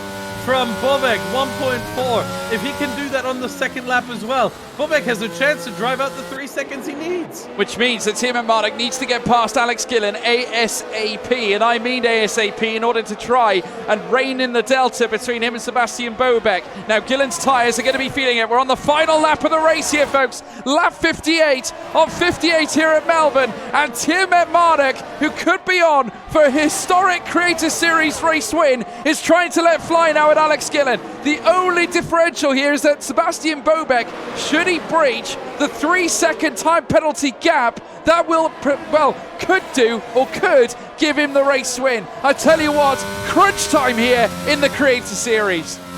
Yeah, it looks like Tiamat Marduk has no interest in overtaking Gillen. It also looks like Gillen has no interest in deliberately holding up Tiamat Marduk. He's trying to stay with everyone else as much as possible because he's got a race to worry about himself. Yeah, 6 seconds. So be it. There's drivers behind with 3 seconds who Gillen might be able to gap. I'm looking at Safso. Gap there's 3.4, so Gillen would actually finish out of Safso at this point. So Gillen is still worried about his own race more than anything, and the gap is 1.7 right now. Bobek tries everything he can, but it looks like it just will not be enough.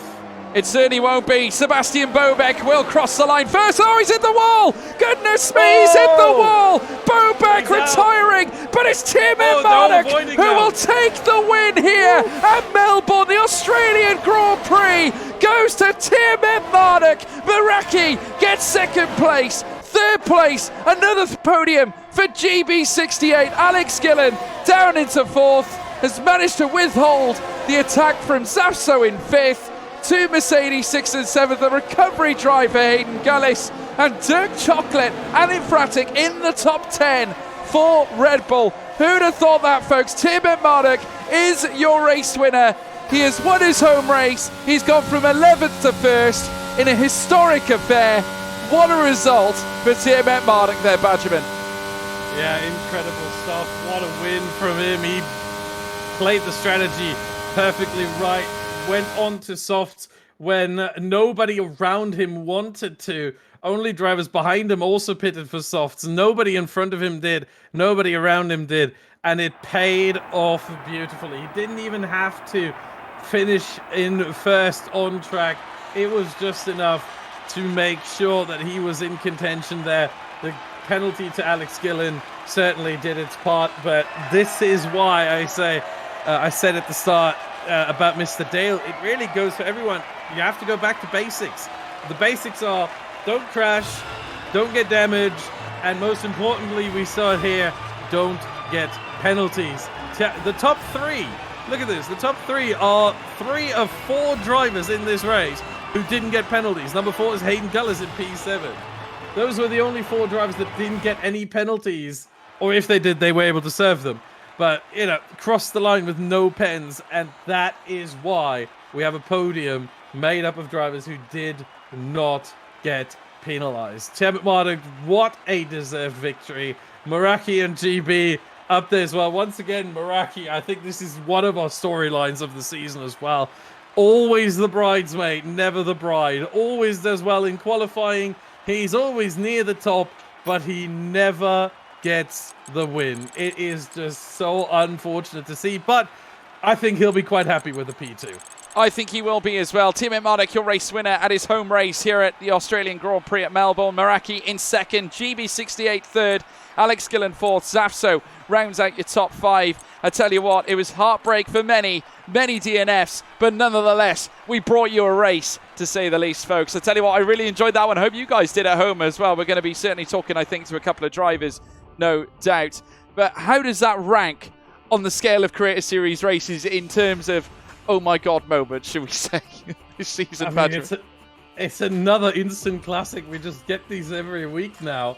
It's incredible, and I don't know what to say, quite frankly.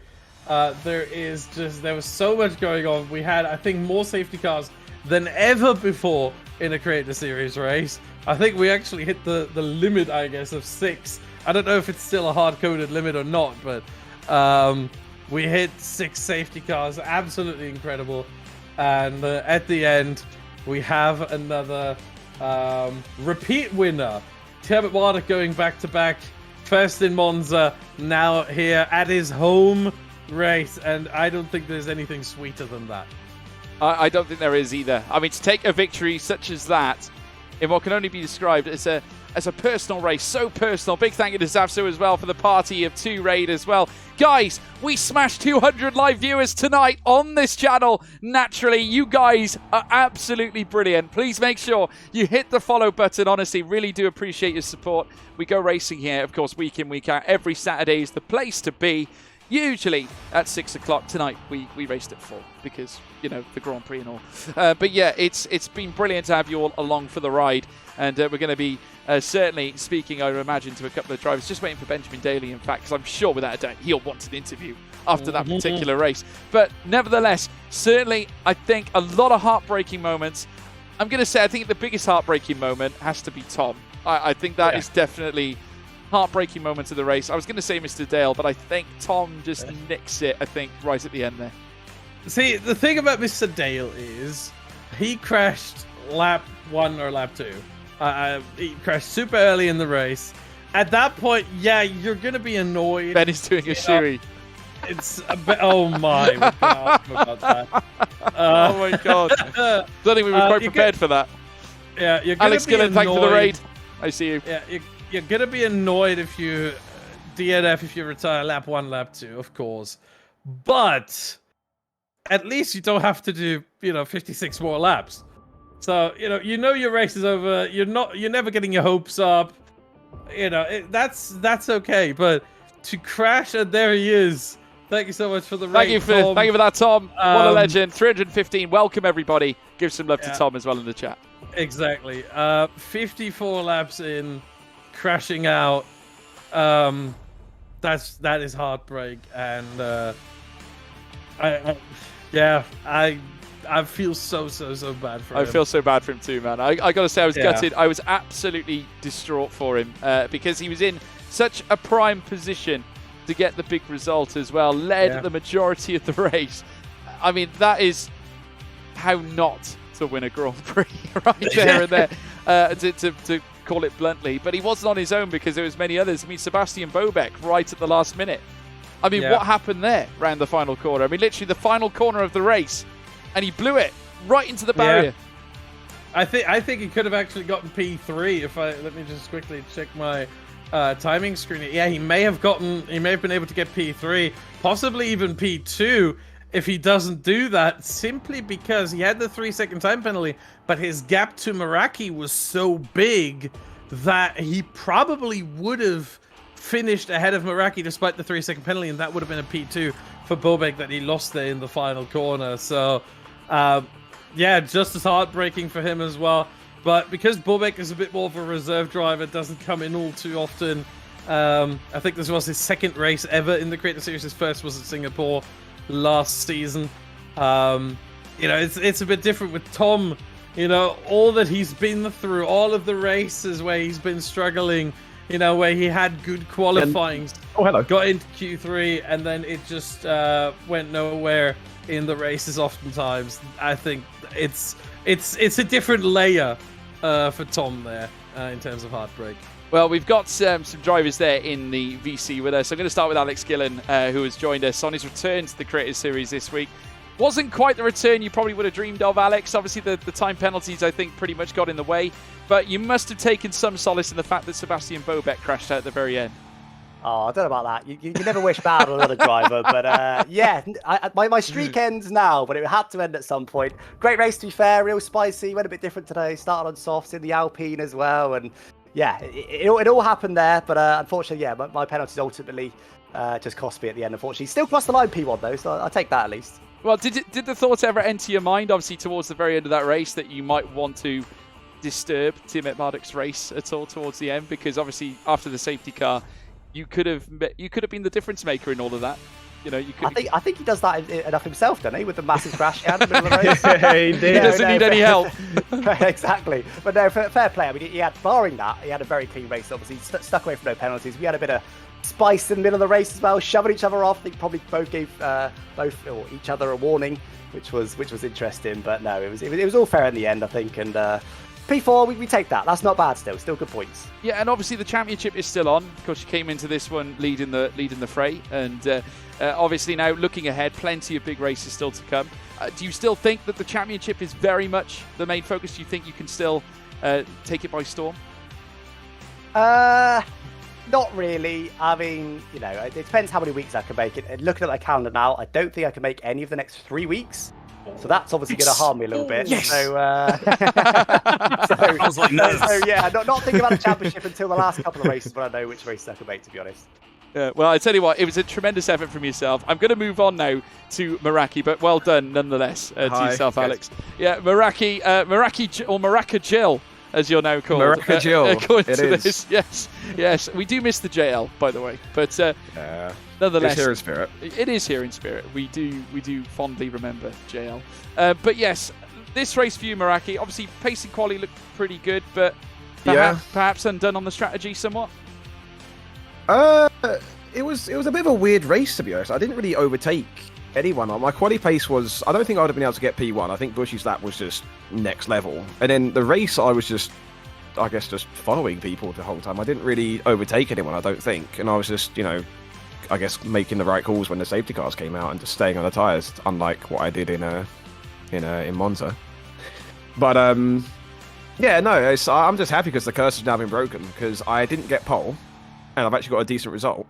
So I think I should just stop trying to get pole now, I think. Yeah, just take a break from pole. and things would... Yeah, I'll just start at the back, and maybe I'll win every race if I just start P20. Yeah. Who knows? Well, who knows indeed. I mean, obviously, your pace was in no doubt there. We saw it during the race. You led as well a good portion of it. It looked like, obviously we knew that Tom was on the softs. We knew that Tim Marduk was on the softs towards the end. You were on the mediums, but you had no penalties to your name. You were still in prime position to take the race win. Where did it all go wrong?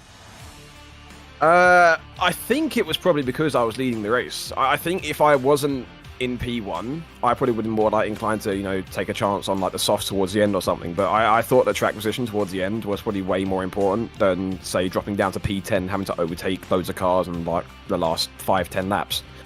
So I think it was just nothing I could have really done about that. But I still, P2's a pretty awesome result, considering the last like 3 days I've just been, you know, bedridden, laying in bed, unwell. So I'm happy.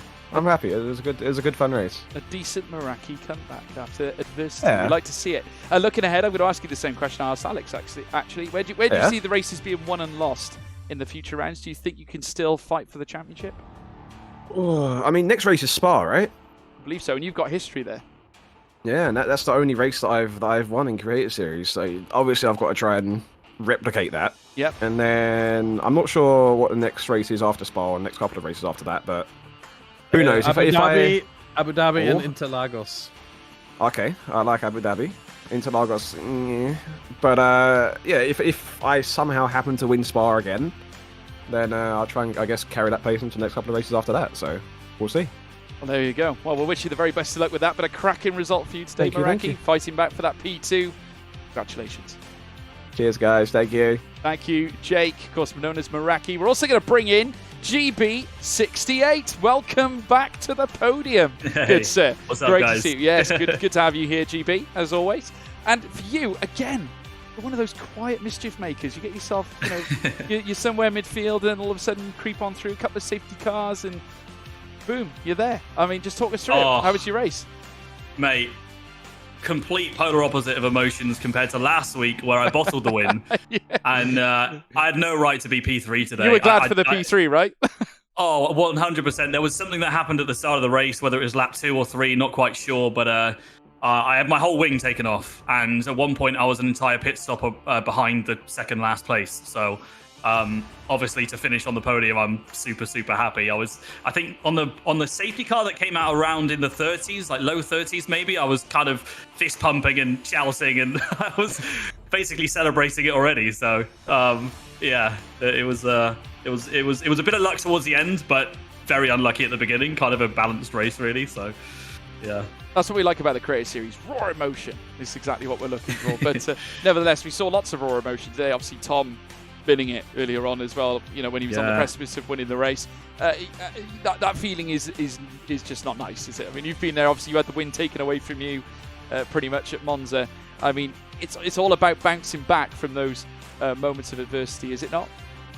Absolutely, 100%. And fair play to Ben as well, by the way, for because he put me under pressure at Monza, obviously, and made me make that mistake, and he's just gone back-to-back wins. So fair play for that. I think it's going to make things spicy at the top. Alex maybe sounding maybe putting down his championship chances, sounding maybe a little bit tad nervous. Who knows? Yeah, I guess we'll.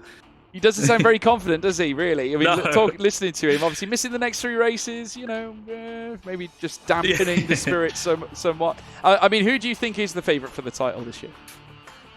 Oh, that's a good question. Honestly, I think what we see, you know, which we saw at Monza as well, in fairness for myself, I think we just see some creators perhaps stronger around different circuits. I think it's a really tight one to call. I don't want to give a boring answer, but I think I mean, Ben's got a good chance, but I know he's going to be missing a couple races soon. I think Alex as well. He said he's going to miss a few, so who knows? I think it's going to be tight. Yeah, still a mystery, but nonetheless, your result wasn't a mystery. Congratulations, GB, on a special race and a P3 as well. Congratulations. Thanks, guys. Appreciate it. See you next week. Stuff. Yeah, take care, GB. Great to have you on board. Good, sir. We've also got none other than Benjamin Daly joining us here, so I'm going to bring Benjamin back onto your screen as well. Ben, you've done it. You're a race winner, and I have to tell you, it was a lot more interesting than the last one. Can you not see my webcam thing? No, because you're not on my VMix, or not my VMix. I've been on it for weeks! My Ninja. I've been wondering why no one's using me! Trust me, I would love to. I would love to have seen the shoey, but I haven't been able to see it.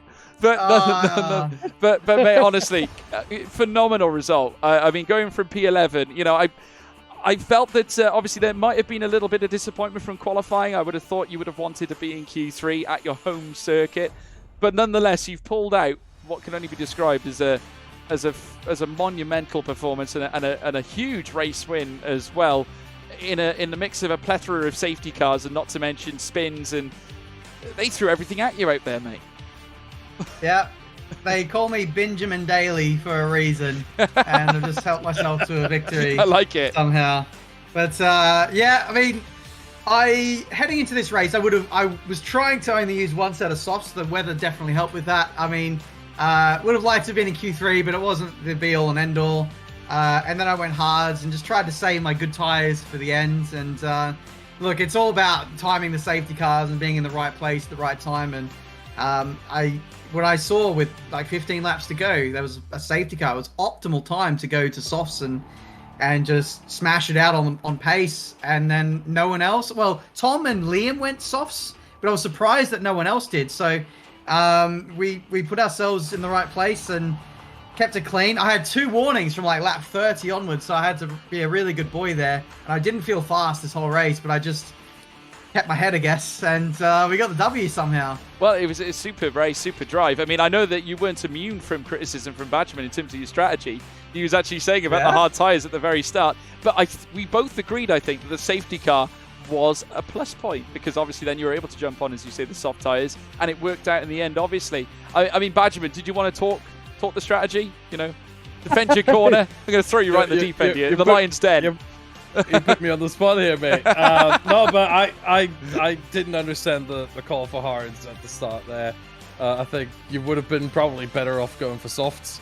I don't know how many soft tires you had available. I had 3. And you used 1. Yeah. And they are so good in Australia. I know. You did 13 laps on hards. If you do those 13 laps on softs, your track position is much better. I saw a spreadsheet, mate. But I thought, I knew that there's a safety car coming. Like I'll just mud these tires and then have all good tires for the rest of the race. Like no matter what angle, I've got flexibility. Like this is Creator Series. This ain't PSGL. We're getting 5 safety cars a race. It's fine. We are. Although you always got to plan for what if there's no safe. I mean, we had a massive period. No, that's not happening. We had a massive period in the middle of the race where we had like 25 laps without a safety car, 30 laps or so. So, you know, that could always extend further. Obviously, you know, it didn't today, but you know, the chance is always there. So you gotta have you can't just have a strategy for, oh, we know there's a safety car coming. I tell you this, the one race where there's no safety car, or just one on lap 1 or something, and no late or mid-race safety cars, you're going to be mudded. Yeah, absolutely. I can't wait for that day to be absolutely humbled, like Ruta style at Zandvoort. But until that day, I'm going full aggressive, no fuel, expecting safety cars, and the combo seems to be working so far, so I'm just going to keep doing it.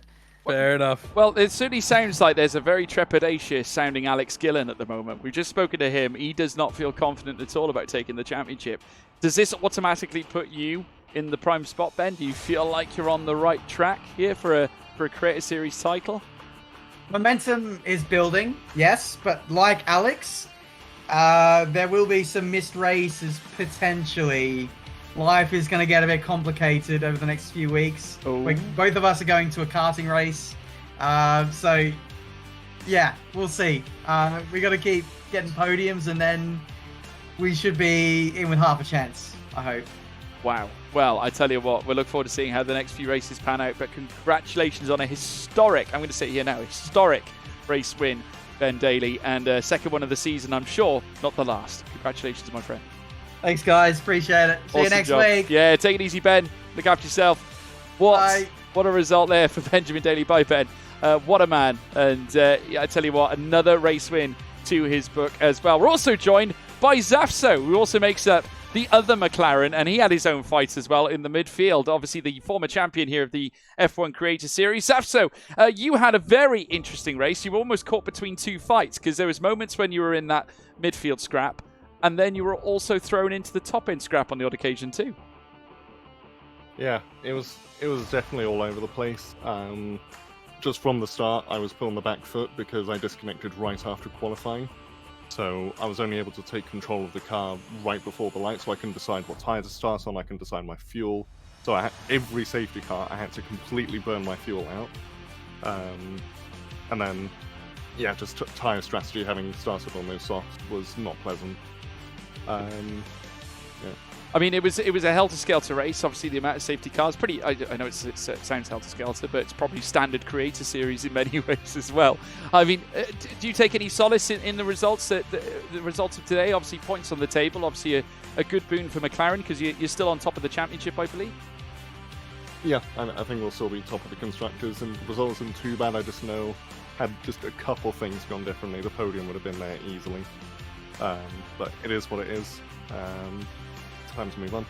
Yeah, absolutely. I mean, obviously, plenty of opportunities there to move forward. I mean, the safety car brought you all together as well later on. I mean, what were your thoughts heading through the race? What do you think were the by and large moments that sort of got between you and the podium?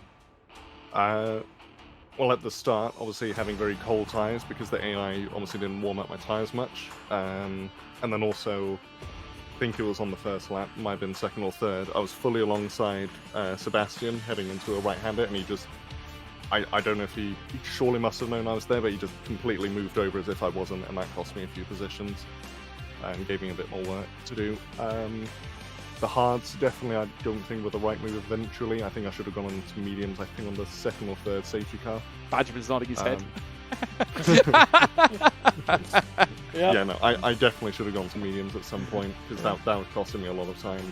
And then the big one, I think, was pitting right behind Ben, which I can't be mad at him. He had to pit. Yeah. And then I just happened to be right behind him, and that cost me, I think, 5 places at that point in the race. So I think without that also definitely would have helped me go on the podium. And there was also a very shaky restart, where like they went after the last corner, stopped again, and then went again, and then I don't know, just for some reason thought I had way less grip than I did in cut turn 1 to get a penalty. So without that as well, that would have, I think, helped me to get to the podium. Yeah, well, certainly no doubt. You'll have many more opportunities, I'm sure, to get on top of the podium. But Sash, so big point still on the table for McLaren. Congratulations on your efforts. You were close, just an ace cigar on this occasion, but we'll look forward to seeing you at the next one. Yeah, thank you. Thank you very much. That is Zasso, everybody. Joining us, though, here in the commentary box is the one, the only, the Dutch legend, the man who was rendered misfortunate. Don't hype me up that much. I do not deserve it. Okay? What a sensation this man is. It's Tom, ladies and gentlemen. Tom. What's up? Man? Mate, what happened? Talk us through it. Come on. I'll be, what shall I be? I'll be, your counsellor. Let's call it that. Right, come on. Tell me all about it. Come on. I almost mentally lost it after I crashed there. Honestly, I saw my life flash ahead of me. Like, I don't know, man. I don't know what to say. I almost did not even want to join the interview box as well. But I did. You knew we were going to ask the big questions. That's why. The thing is, I mean, look, this race, genuinely, like, it was so much fun. I had so much fun. Like, even the qualifying, I think it was my highest qualifying position. And then the race, I was so consistent. Boom, boom, boom, boom. But the thing was, you probably didn't know, but at the end, I had like this glitch where it put me on used softs, where I had 2 new softs available. And I was absolutely gone then. And I couldn't see my penalties, so I didn't know how many warnings I was on as well. So it went into the bin. I should have stayed on medium, that I could have maybe stayed out. But in the end, it went a little bit, yeah. But you know what? Next time we have Belgium, and this time I'm gonna not forget my setup. So. Yeah. I mean, honestly, you were on it today. I mean, like I said, I think I said to the Badgerman during the show, your best quali performance, your best race performance, I would say, until the crash by a mile, I would say. And the fact that you were even on U-softs towards the end, I think only makes it even more impressive in some ways. I was on like 50% almost at the end. Like good those tires were done. That's why I lost it. I mean, I got sent on as well by Ben, and then in my head there was like a screw that went like bing. and all of a sudden it wasn't give it to me after that. No. And the thing is, I wanted to continue, but I just had to. I needed some time to process what just happened, and I stayed there. I was just about to go again, and then boom, disqualification. Oh. So yeah, it is what it is. Misfortune. But, typical creator series. Yeah, I mean, typical Tom, to be fair, in the creator series, because so far, last race I crashed in the end. The race before, I lost it in the last few laps as well. The race before that as well. Madness. Yeah, I mean, that is the Creator Series, and that, I mean, it was a fun race. I enjoyed it. I think from a viewer's perspective, it was amazing to watch, right? Like, Oh, for you guys gold. as well. Yeah, I mean, obviously, we hit 200 viewers for the first time here as well in the Come on. Creator Series. So we're going places here at the Creator Series, man. Welcome, everybody, by the way. But yes, I mean, obviously, this has to be the momentum going forward, surely, hasn't it? I mean, Spa up next. Everyone loves Spa. I love Spa. You know, this has got to be a big opportunity for Tom and the Alpine. Yep. I think I need your, like, you need to big me up in the commentary. I always do, my friend. Always do. Okay, then next time don't do it next time. I won't. It's gonna help. I You know what won't. mean? No Like, more Tom on this do show. the opposite. Yeah, Do the no more opposite. Tom on this show. I promise you. Yeah, no, incredible. No, honestly, mate. I mean, we were heartbroken for you. You were probably the most heartbroken. Well, you were the heartbreaking moment of the day. I think if we were to actually have one of those, like driver of the day, heartbroken moment of the day kind of thing, you were the most unfortunate person without a shadow of a doubt. But nonetheless, I think your performance prior to that moment definitely a standout for you, I think, throughout the entire season. So onwards and upwards, and I wish you well when we hit Spa. Really? Yeah, I do. Sure? I do. I wish you well. I wish you well, mate. Okay, good. Yeah, yeah. And I'm No, looking forward to it. yeah, no, we're buzzing, mate. But unlucky, you'll bounce back, I'm sure. Hell yeah, man. Let's do it. Let's Yeah. have some fun. Nice one. Holler at my friend Tom here, guys. What an unfortunate man. He was close, but a cigar. We'll see him next time at Spa, no less. Thank you, Tom. Oh boy. Take care, man. So we're losing Tom, everybody. He has just joined us here in the broadcast, giving us his thoughts here in the Creator Series. Badgerman, he cut a slightly somber figure, I think. Yeah, slightly is an understatement, I think. You know, I understand when he said that he had to mentally process what just happened. I was on board. I was on board with him after, just like 2 or 3 seconds after it happened. So I didn't see exactly what was going on, but I saw him stopped, and he was just completely stopped. He stayed in 6th gear, so he didn't shift, he didn't throttle, he didn't brake, he didn't do anything. There was no input for a good 10 seconds, and then he slowly got going again, shifted down a couple times into 1st gear, got going again to like 10 kph, and then the game decided, nah, you're disqualified. It was at that point the safety car was already out, and so yeah, it certainly looked like he was just he couldn't believe it. He was just heartbroken in that moment, and rightfully so. But Belgium, I think for him, if he loads his setup, he alluded to that. Yeah. Didn't do that last time at Spa. If he loads his setup this time, and he's actually, you know, he's got similar pace at Spa as he did here today, then I think he's got a very good chance of finally getting the result that he's been chasing for so long. Yeah, and the next track we're going to be hitting, folks, is Spa, as we alluded to, obviously. And I just dropped my pen. Bear with me a sec.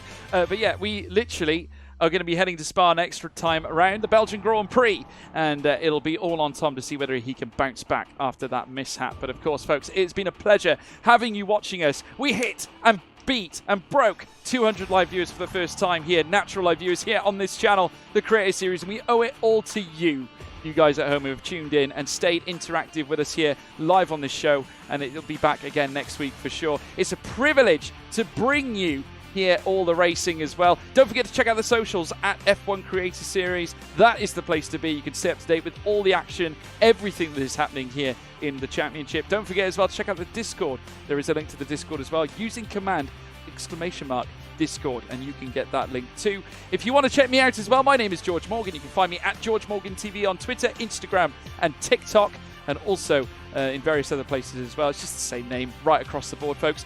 And Badgerman, care to share your social?